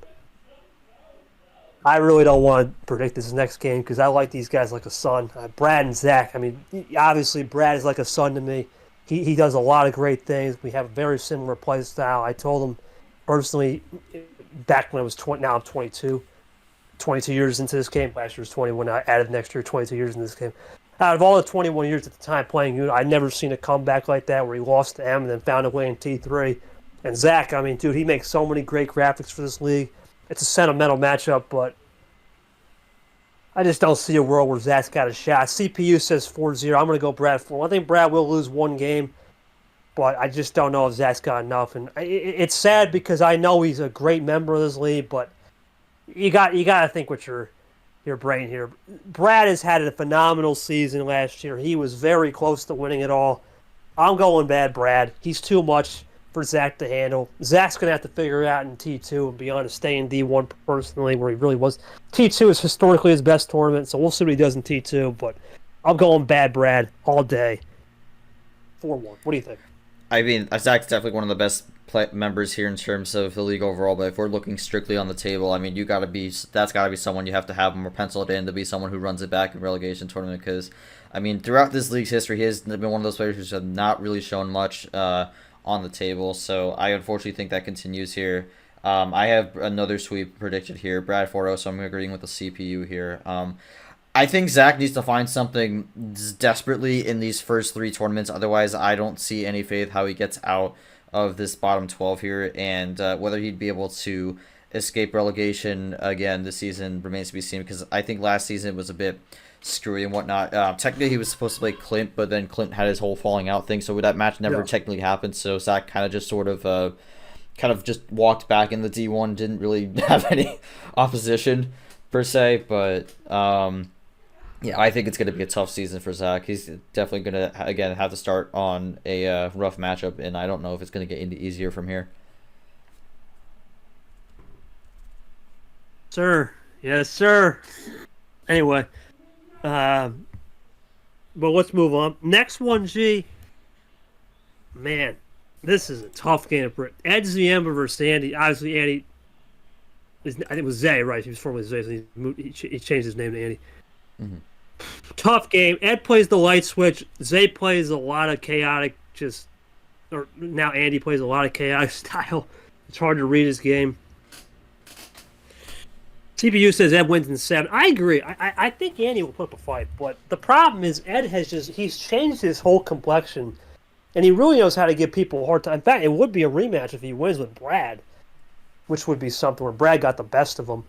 I don't remember what tournament, but they did play. I think it might have been T4, but yeah, I'm gonna have to go Ed here. Gee, I think he wants a rematch with Brad. They put a stake in Brad's name, but I think Andy will put up a fight. Than what people think. Give me Edward 4-3, the Glazer. He'll get it done. He'll get the rematch. What do you think?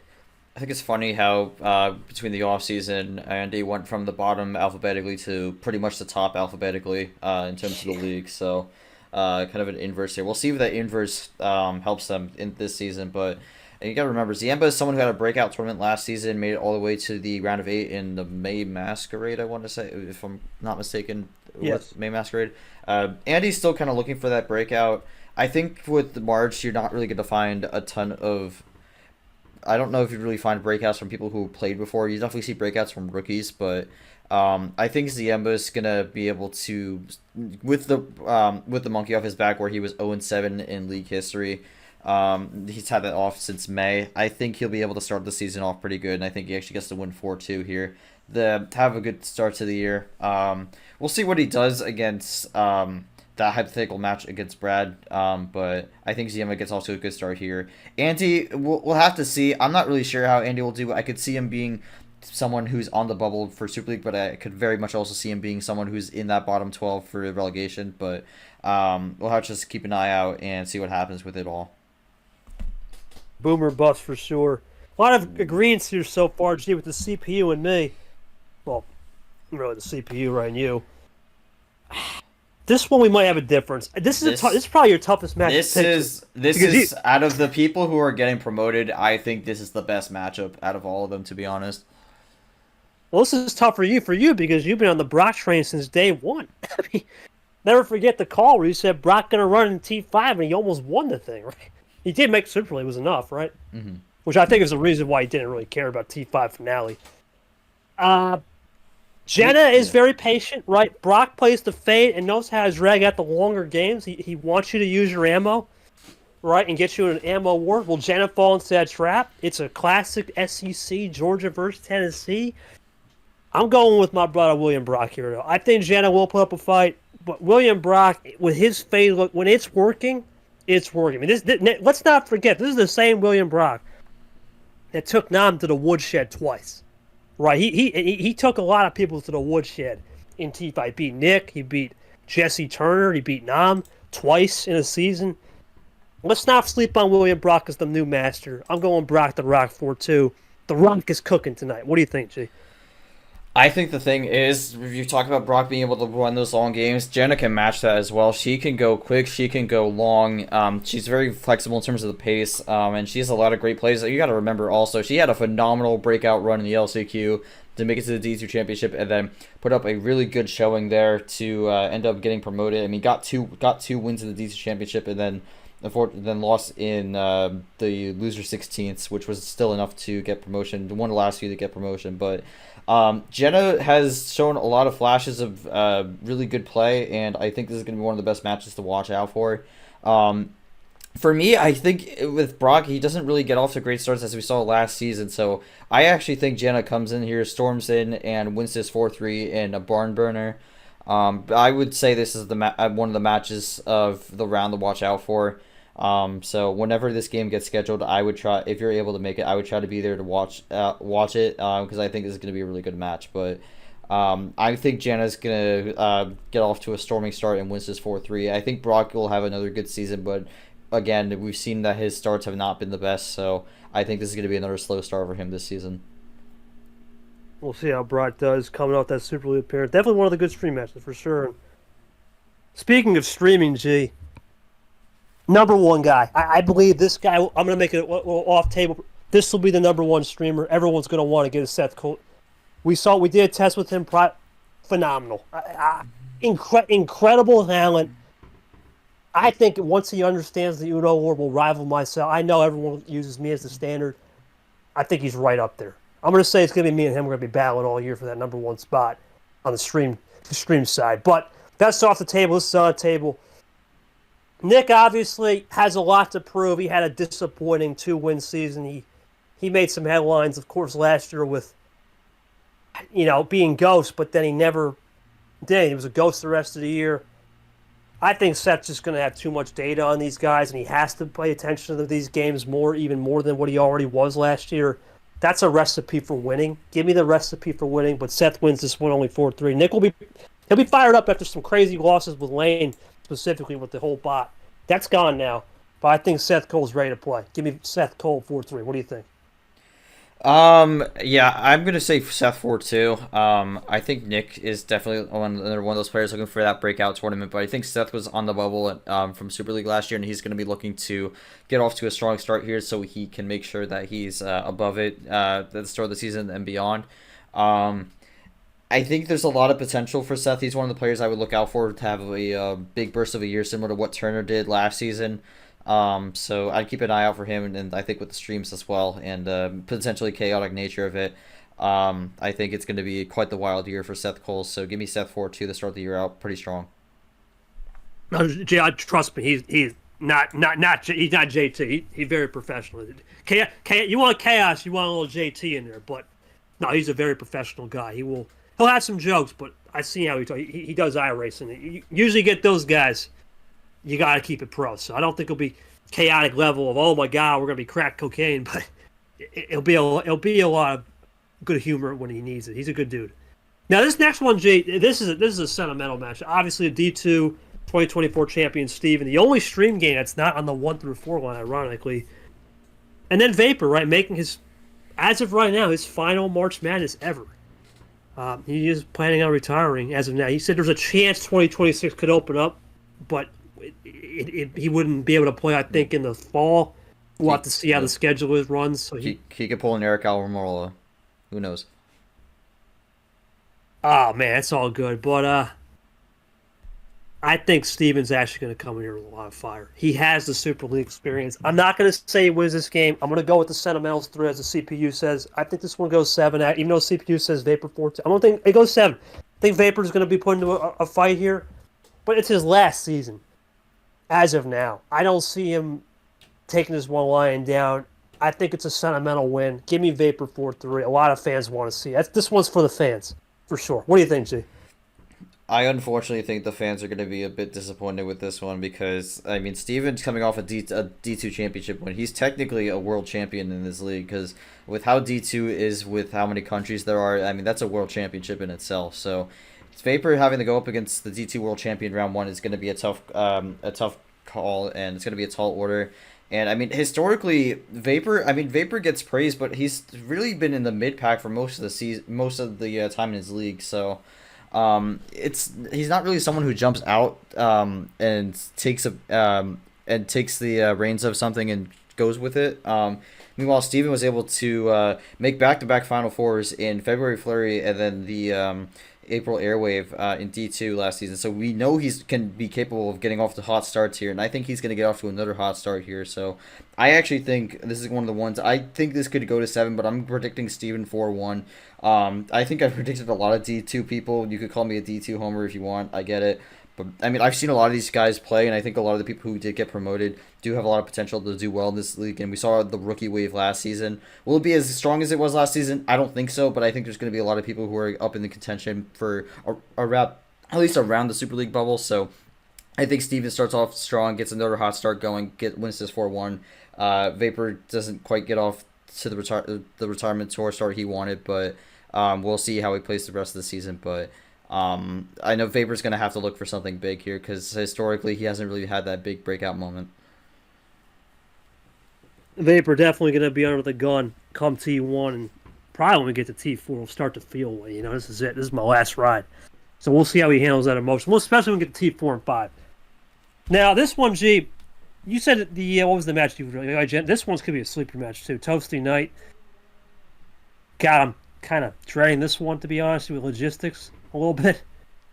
New Zealand versus England, but it's a little bit easier, even though it is a stream game, believe it or not, because you can work with the magic. I'm actually going to go with Toaster Guy here 4-2. I know Knight's a buddy of mine, but I haven't seen much of it other than when he got promoted in terms of just the serve. I know what he can play. He plays it very patient, but he knows how to play the aggressive style. Got a good phaselet going. Toast is just the hardest style to learn. His goal is just to get you to Uno, right? And hope you crack, and 90% of the time you crack like an egg. It's very hard to beat this guy, and I think after the way he lost to Chomik, where he just went back to old March Toasty, where he just made stupid errors, fundamental stupid errors, he's going to have a bad taste in his mouth. Toaster Guy all day, 4-2. What do you think, Jay? I actually agree with you. I'm going to go Toaster Guy 4-2 because I think the thing with Nightwalker is, again, he jumped in tournament 3 for D2 and didn't really have a great showing there. But the biggest thing for Nightwalker is he knows how to pull up in the clutch. So if this goes to Game 7 or something like that, I think Nightwalker's in a very good spot to win this because you got to remember he won the Acoustic August last season, the last regular season tournament in D2, and he had to win that tournament to make the D2 championship, and he did just that. So if it comes down to a clutch situation, I would bet everything on Nightwalker, but I think this will be more of a moderate pace. I think it'll be like 3-1 going into Game 5. Knight may win that, but then Toasty wraps it up with a Game 6 win. So I say 4-2 Toaster Guy, but again, if there's a Game 7 or any situation where someone needs to clutch up, I would keep an eye out on Nightwalker because he's pulled in the clutch before and he will do it again. Yeah, Knight could be someone to watch for sure. He's been that guy to do it, so he has the reps around it. This next one, G, is by the way, we're in the Ravenclaw region. Don't know if I mentioned that. This next one, G, is a really good sleeper game.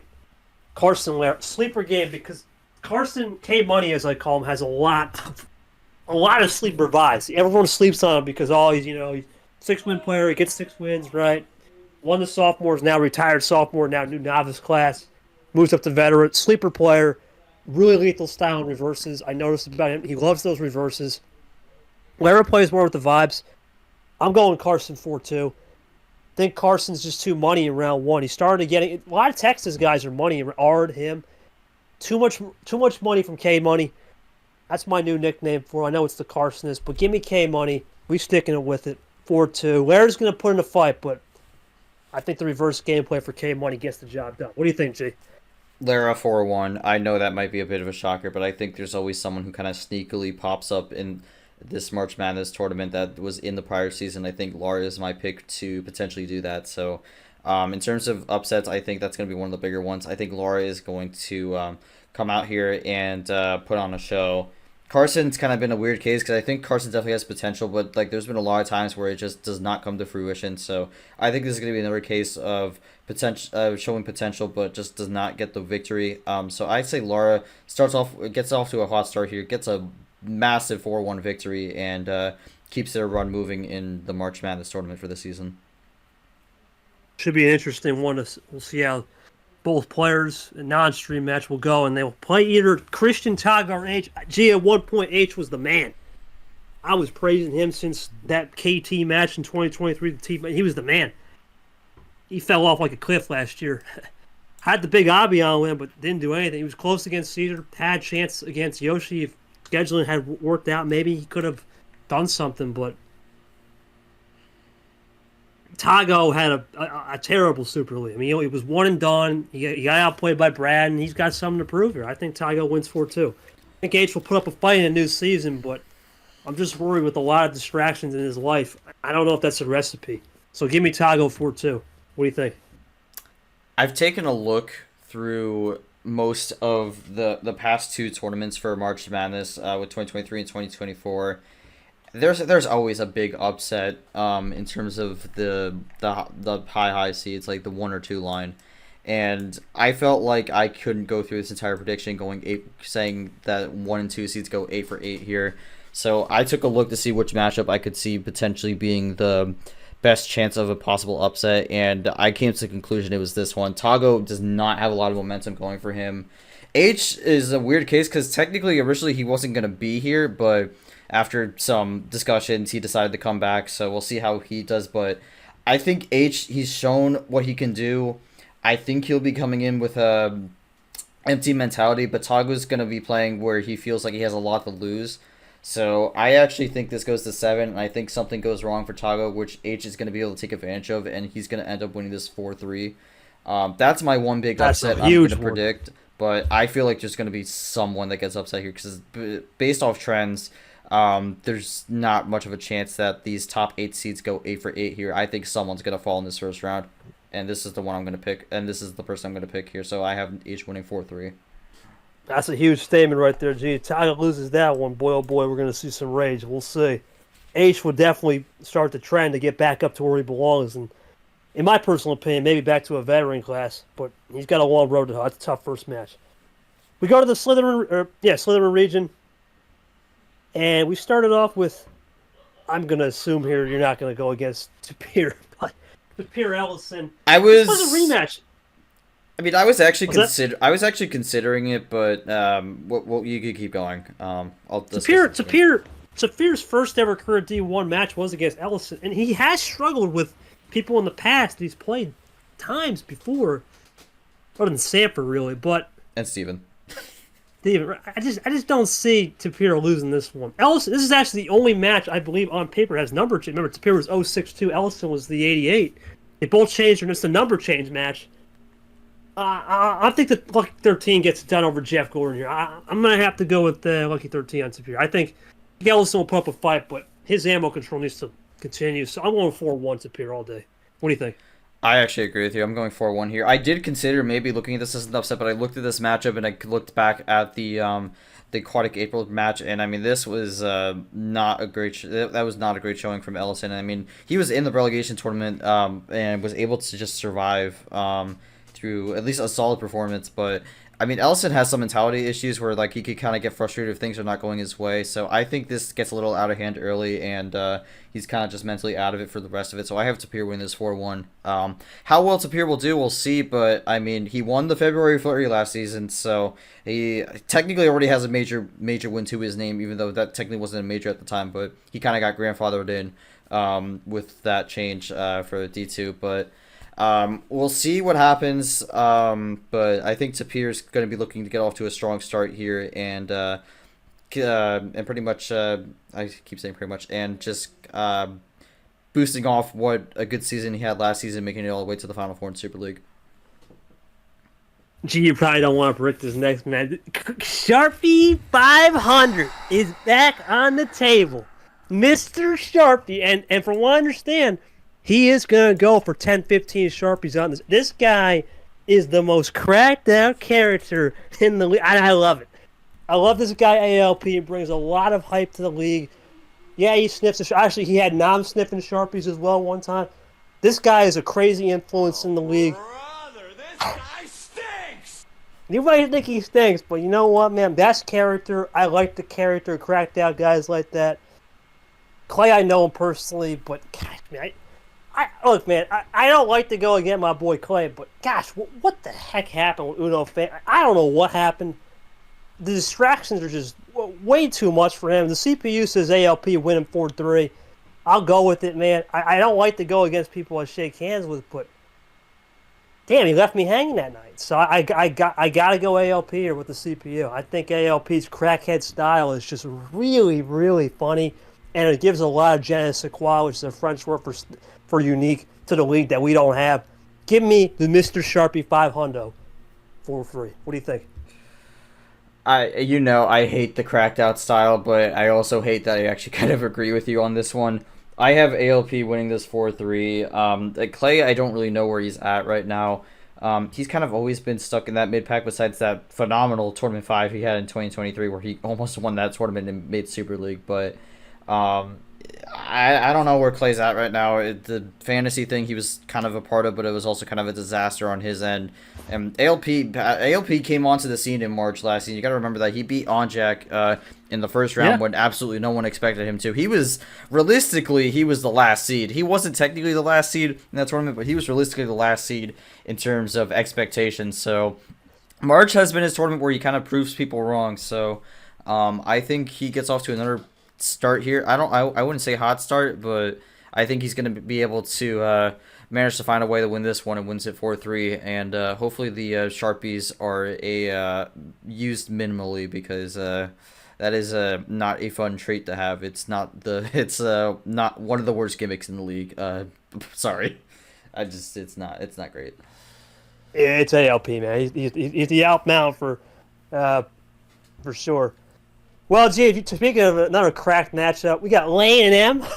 Oh boy, Lane. Is this the cracked out region or something? Yeah. We got. Obviously, I know you don't. You have a little bone to pick with M. I know M is a great friend of mine, and Brad as well. Great friend of mine for sure. A lot of great things. Look up a song by Demi Lovato. You can type that in. But anyway, point is, Lane, he has a lot of issues with these mentality type. M is a player that likes to talk trash on the table when she actually plays. Problem is, she hasn't played in a year, so I don't know what to expect. I'm gonna go Lane 4-2. I don't know, man. I like both of you. Obviously, I know you don't like either one. Well, maybe you like Lane. I know you don't like M for, not for kind of ghosting for a year. I know she's kind of an idiot sometimes, but that's my idiot. So I'll take this one on the chin. I'm going to go Lane 4-2. I think he actually will continue the resurgence. But we do have a cracked out, because the next one's pretty cracked as well. What do you think? I actually think Lane, especially with how the end of last season went, I think Lane's going to be kind of popping off here. I have him winning 4-1. Let me double check. Yes, 4-1. M, we don't know. I mean, M can do some stuff, but we don't even know if this matchup is going to happen. M could completely just no-show, and then this ends up as a DQ win for Lane, which would be terrible, but you never know with M. M was only in 2 tournaments last year, and the only reason she didn't get relegated was because she won 2 matches. So she technically had the series wins to keep her up, but yeah, I don't know. It's a weird state of affairs with M, so you don't really know what you're going to get. Lane, I think if you asked me about this like last year at this time, I'd say Lane's kind of insane, but I think he's matured a little bit as time went on, so I think this is going to be a better mentality for him going into this one. So I'd say he wins this 4-1 and gets off to a pretty good start. Yeah, well, I'm sorry, this next one's not cracked. I'm sorry. This one's actually probably one of maybe the tamest one of the entire region. Bowtie Gold, no crack characters here. Bo is, very sneaky last year. Did a great job in T4. Obviously got destroyed by Nam in the Elite Eight back in Jungle July. Gold had what a terrible season. Nothing going with that old bot. New fresh bot now. Really showed some glimpses of promise on the old bot. A new bot in testing. Lost to Cody Lons, but wasn't the full version. I think Bowtie's going to put up a real good fight here, but I think the return of the gold standard is coming back, gee. Give me the gold standard of 4-2. I know the CPU says gold 4-3, but I think Varigold has a lot to prove. That last year was just a last year fluke. Give me 100%. I'm going Varigold, because I think Bowtie, one thing he got exposed with last year was against Nam and Allen. Remember Nam? He played that quick drawback style, too much draw city, and then Allen played split ammo. Varigold can play that drawback style and a little split ammo if need be towards the end. I am going Varigold to run it back here and start the resurgence. What do you think, G? I don't know. Gold did not show a lot last season, and I think Bowtie had a great end to the year last year, so I actually am leaning more Bowtie here. Both these players know each other, so I think this is going to be a friendly bout, but I have Bowtie winning this 4-2. Gold has just not been the same since that Super League loss. We saw that in the entirety of last year, and I don't know if we've really seen anything in the offseason to kind of push us into a different direction of what we're expecting, but I say Bowtie, especially with how well last season ended for him, for his standards, I think he's going to start off pretty strong, and again, a friendly bout. I think this is going to be a fun little rivalry between the two, so I'm going to give this the Bowtie 4-2, but I'm hoping Gold has a bounce back year, especially with how bad last year was. Gee, our crackhead matchup coming in store right here. I know this is your favorite, man. Stingray, one of the most cracked out guys, betting the house, live gambling on the table. This guy is crazy, man. Then you got Dark with that slow chess-like style. Gosh, this is going to be an insane game. You know, you got really two crackheads coming at it. Dark is going to be slow as molasses. Stingray is going to be betting the house and asking for the call-out mid-game. Well, I know where you're going. I know you can't stand with the style of Dark play. I think Dark actually comes out here firing away. I think he's going to get 3 wins. But I'm going to go Sting 4-3. I think Dark's going to be in for a good test here. I know he might be checked out with retirement toss, but he's going to put that aside and at least get this 4-3. I don't know. This is another crackhead matchup in my opinion, but I think Sting, I really don't know going into the season. This could very much be a domination by Sting or just a complete decimation. You never really know what's going to happen with this one. But I think if we're talking about potential expectations of the season, I think for both, it could go any way. I think both can be in the super. Maybe I think actually no, not both. I don't know about Dark, but I think Sting could maybe be in Super League talks, but he could also be in that relegation discussion. I'm gonna say 4-3. Although again, we saw what happened last year against the person who played Dark in March Madness. They ended up getting relegated into D2, so this could be a similar fate to Stingray, especially if he wins this one. But just gonna have to see what happens, and hopefully I'm not streaming this one, to be honest, because I don't know if I want to be here for 2 hours. There's no stream on this one. Oh, there's no stream on this. Okay, well, I mean, I hope. Remember, only Super League guys. I hope I don't ref it then. I'm gonna change my tone there. No. We have 30 refs. There's no way we can just plug and play, right? Another cracked matchup. You know, Unc Sanford, as everyone likes to call. I don't call him that. Deep down, this is Charles the Man Sanford. I mean, this guy has 242 starts for a reason versus the D2 crackhead that got Camaro Man 55. My brother Cam Smith. Man, you know, Cam is a great guy. Big believer in Christ. I love that. You know, Sanford, another one. Experience, right? Cali on Cali crime right here. In-state battle, Golden State War. I'm going to have to go Sanford here. I think she's going to agree because Cam, I've seen some of his matches, man. He is the most craziest player I've ever seen. This guy would be willingly not call Uno and just forget and somehow find ways to win matches and just make crazy. Sanford's pretty too composed in round one. I don't see the upset. Give me Sanford 4-1, but I will say Cam will put in a fight early, but Sanford will figure him out, similar to how he did last year in round one. I don't remember who he played, but he did win, I believe. I don't remember, but he did it some. Oh no, it was bow tie, right? He figured it out bow ties. I'm gonna go Sanford in the Golden State Showdown. Give it to me 4-1.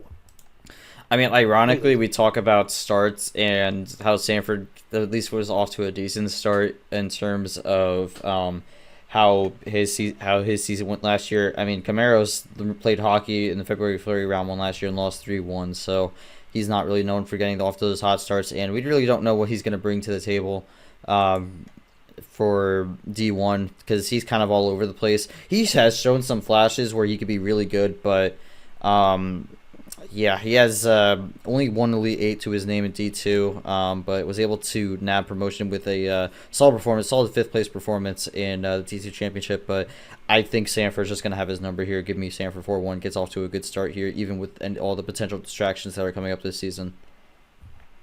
Gee, we really had a cracked out reach, man. The last 2 games are... Oh, boy. Well, our drip, this is the hardest one to predict, personally, because Art, we talk about Art as what Art is going to show up, right? Is it round 1 Art? It's usually lethal. But there were signs of Art really maturing. I mean, we talked about the Ashley loss. He took it very well. He took the Peter loss very well. Seemed like a new player.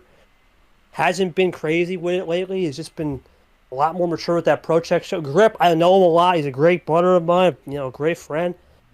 Definitely would love to get a drink with him one day, but I don't drink. But he has so much distractions right now where he can only show up to his matches and that's it. And if he had just been more locked in, I would have actually considered him. But I can't consider a guy who's just way out there left. And I know he's doing huge things in the world.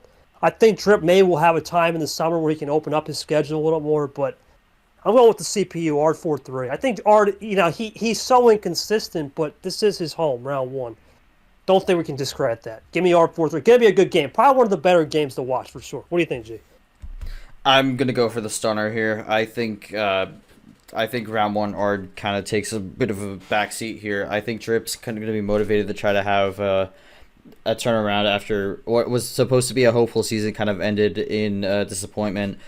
I know Drip has potential. He's looking for that breakout. I think we talked about it. It wasn't going to happen last year. It never happened last year, but I think he's going to come off to a good start here and kind of build off some momentum here with a win. So I'm going to say Drip 4-3, but I think this will be a good match to watch out for. Yep, no, it's true. And that's it for me. Yeah, the predictions, because it's me and Acosta. It's the rematch of T1 round 2 last year when I started my ascent in March. Oh, no. All I'm going to say is Acosta, man, New York, New Jersey, right? He was probably out of my run mark. He was probably one of the more respectful dudes. I know him. I know these guys like brothers, man. He's a great guy. I'm looking forward to it. Going to be a good one. Good to have a round 2 with him. We'll see what happens. That's all I got. What do you think, Jay? You got to make the prediction to close this off. I mean, I'm gonna repeat your comments. Good to have a match. Good match to watch out for. Excited to play him. KT 4-0, unconditional 4-0. I don't think Acosta has any chance, to be honest, because the way he works is just completely gets negated by how you run it, KT. And I mean, we saw last season that matchup was a complete disaster for Acosta.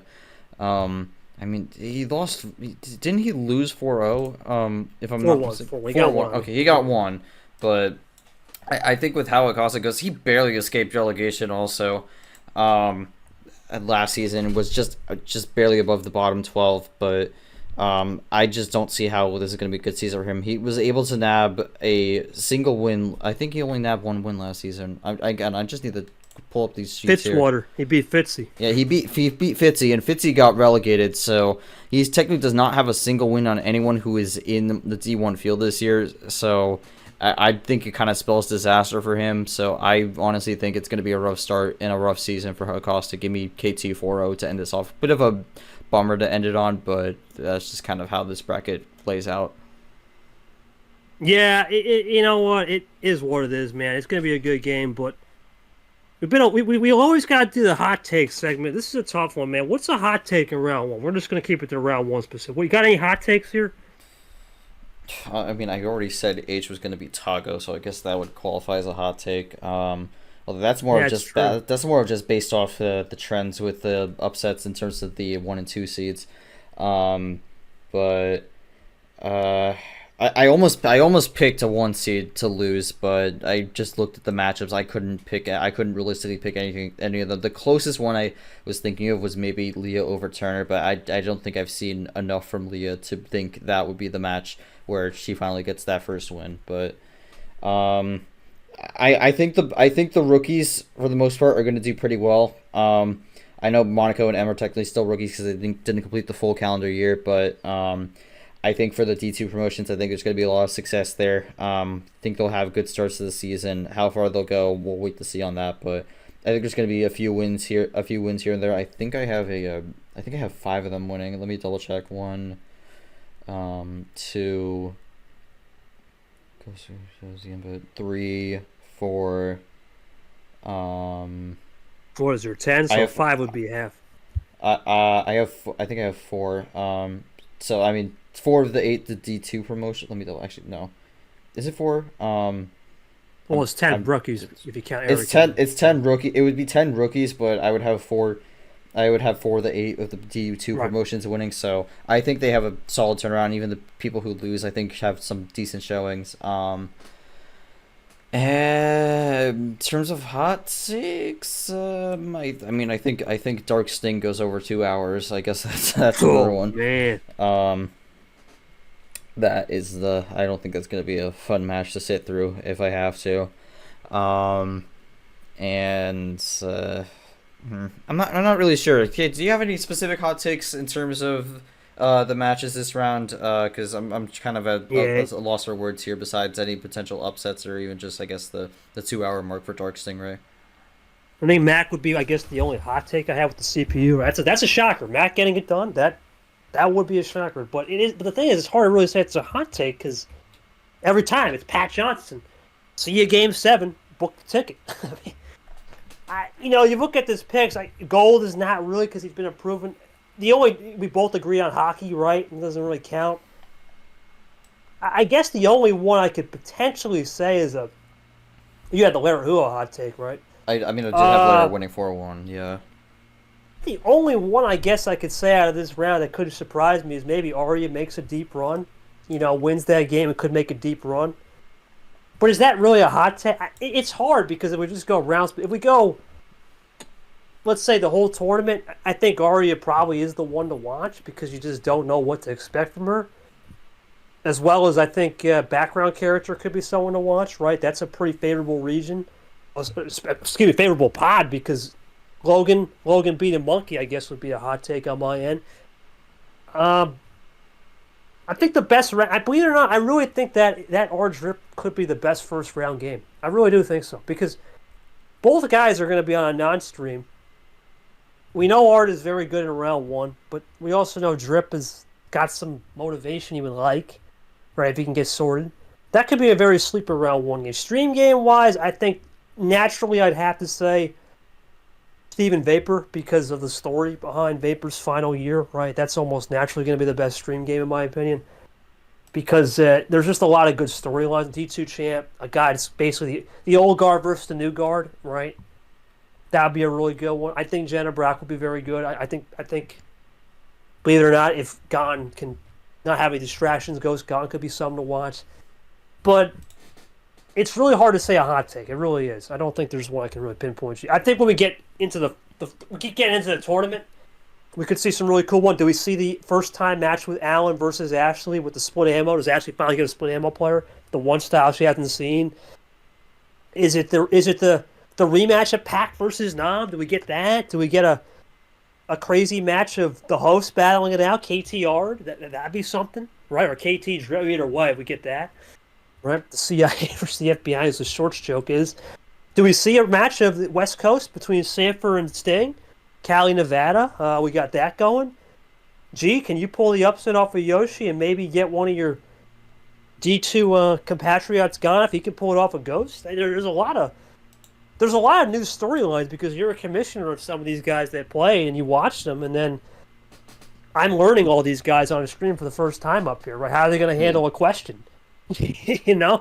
I don't know. Hard to say a hot take, but we'll go to the last topic then. I mean, one more last comment here, I guess. Is this kind of one of the reasons I love this way we have promotion relegation right now? Because we have a good chunk of new faces here that kind of creates a bit of an unknown going to the margin. I mean, we also have a big unknown with Arya, so I think that creates more intrigue. Because I mean, if you had the same, roughly the same field as last season, it wouldn't be as interesting. But I think with new faces coming in, not really sure what the expectations are going to be, and then going up against some of the people who did well last season, and also some people who didn't do great last season looking for a bounce back. I think it creates a lot of interesting storylines going into this one, so I'm excited to see this first round, and I think there's going to be a good chunk of information that we can get from the results once we come back to this and see how it all went. Yeah, I can't agree with more. Any final preseason previews you want to... I know last episode we had some things we were discussing, but do you want to kind of wrap that? Anything you wanted to add for the preseason preview to finish her off? I still think the rookies do well this season. That might just be me optimistic about T2, but I'm like one of the players in this division that knows how they play the best, and I think there's a lot of good There's a lot of good showcases there that could do a lot in this season. And I think with D2 as well this season, you're going to see kind of a similar pattern as we go along, because I think there's going to be people who jump in and then they immediately emerge as contenders, and then when they come to D1 next season, they're kind of thrown into the pack of wolves, and they're already they're technically conditioned to survive it. So I'd say they're in a good spot to do well, and I think I guess another prediction I could throw in here. I don't know if I mentioned this before. I mentioned this last episode, but I'm gonna say in terms of the D2 promotions, I'm not gonna count Monaco M because I think that's a little different scenario. I don't think any of them end up in the bottom 12. I think maybe some of them could be close, but I'm going to say none of them end up in the bottom 12 this season. So maybe that's a potential bold hot take for the preseason preview. It's hard. I'm the host of this thing. I think I already made my whole. I already said it. G. I'm thinking every legend runs it back. I'm on that Kool-Aid every year, but I'll always be on that Kool-Aid every year, right? I think at this rate, it's just how I roll. If I had to go the one thing I will say, I think the culture war will break out. I think there will be a culture because you have to understand the vision. Let's say we lose 10 more people next year from D1, right? Due to retirements, 8 just leave naturally, or maybe even more. We could potentially lose 12 guys, right? And all your guys run it back, right? Then we got something really interesting. You got 20 guys that are or I guess, no, technically to peer counts as a half, right? Mm-hmm. So technically you have 21 guys that would be part of the D. I think the culture war is going to start breaking out. Because you have technically 8 guys that got promoted plus to peer, right? You count him, it's 9. Or no, 10, right? Was it 10? No, 8, right? So 8 and then 10. It would be 8 and then to peer, yeah. So 9. Let's say 12 come back. I think the culture war is ready. I think what's going to happen is we're going to have battle lines being drawn. And if you look at the way things are going, right, assuming the rate continues like this, there could be a world where we're going to be here for a long time. I'm not stopping. There's a very good chance by 2027, 28, half the field could be split. So I'm interested to follow that and where will battle lines be drawn because let's face it, the OGs, there's only 9 guys in the history of this league that start every regular season tournament. Obviously, the big names are myself, right? You, Peon Jack, the post office, JT, the big ones. But then you got Brian, Myth, Dark. Someone else is in there as well. I just don't have it off the top of my head. We're starting to lose that OG train, right? Now we're starting to get in some more of these newer players that have come from, let's say, T3 2023 onwards. I think the culture war is going to be at a full pace and a full-fledged going, especially with the media department. I'm very interested to see what will happen. Now, obviously, I'm in a different spot. When my guys go down at D2, I could give a rat's you-know-what.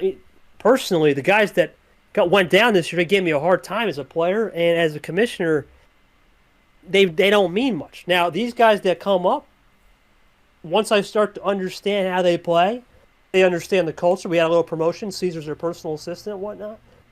I'll be buddies with them for sure. But until I see the proven data, I don't know if I can really say anyone's just going to run it straight. That's why I didn't predict any rookies in Super League. But I'm probably wrong. I'm probably sticking with the homer pick of I'm just an OG kind of guy, right? You know, you've met me, G. You know I'm OG to the core, right? Family to the core. But I think at a certain point, that's going to end. My mentality will end for that very soon. Because at a certain point, I start to realize with this league, in a couple years, half the OGs and half the D1 guys that were supposed to be retired are gone. I have to accept the fact that new blood is here, right? So eventually, I think we're going to see an evolution. Okay, it's just going to be a part of the culture where I have to start picking some of these guys, and if they prove the worth, they'll get. And I don't think I'm the only guy like that. I think there's about 10, 15. Sanford, I know for sure. We obviously we did a promotion test with these guys. We see the potential. We just have to see it in a sanctioned match because of the bot being so new. And once we see it, we'll be there. So that's my big prediction this year. A culture war will break out, and I wonder how people take it. I'll be genuinely curious to how will Caesar, or not, well, it's not Caesar, what am I saying? Well, Caesar's the PA. Let's say hockey loses or wins against DJ. How does DJ take that, right? How does background, if Abiyan loses, how does he take that? Especially with Indonesia. How do these guys take that knowing that, okay, the culture war is here? Right, and I think that's a really good thing for the league. A lot of people may not like that take, but it's good for the league because it creates storylines, and it's only going to get better because as we continue to ascend to new heights with this league, half the league could eventually be D2 blood or some D2 heritage. It makes the league more of a culture shift where it's the beginning phases of, I guess, of NIL, right? We talked about that in college. It's not the beginning phases of that, but it's the beginning phases of an old school culture war that hasn't been seen since the early to late 90s, which is crazy. So we'll see. It's almost the technology's evolved versus the old school tech. It's really cool to see. So I can't wait for that. But G, any final thoughts? It's been a good episode for sure. I think that's a good way to end the episode off, to be honest. So I got nothing. All right, well, check us out on YouTube. We had some issues with the Spotify and Apple Pod. We had a distribution. I've been disputing that, so we're just on YouTube. But we are going to have some more YouTube clips. We are going to I'm not really sure with the podcast. Maybe we'll do some clips or whatnot. But we're going to definitely have some more clips for stream games and key moments. So check that out. We're going to try to get a lot more clips in there, some funny moments. We're going to try to boost up the social package. Obviously, Cody and the team media are doing a fantastic job, and Zach did a great job creating. So can't thank them enough. Can't thank Lamas. And stay tuned, G. What is it, January 29th, 6 o'clock, D2 reveal show to start us off, and then February the next 1st. day, 24 hours. February 1st would be the opening day, so. Right, and January 3rd. Yep. January 30th for us, 6 o'clock. We have extra time, of course. February 4th we start. We have 5 extra days because of some things that happen. We want D2 to get a chance to get those stream games. But fantastic episode, G. It's good to be back. We started this show a year ago, and here we are, 1 year later, still kicking. They haven't fired us off the air. That's a good way to end it. But thank you guys for listening. Check us out. It's a sub to the YouTube page in the comment. Who's going to win March? And will the culture war continue? Let us know. Have a good one. We'll see you back for a little recap of D1's February 3 round 1 and round 32 previews coming up.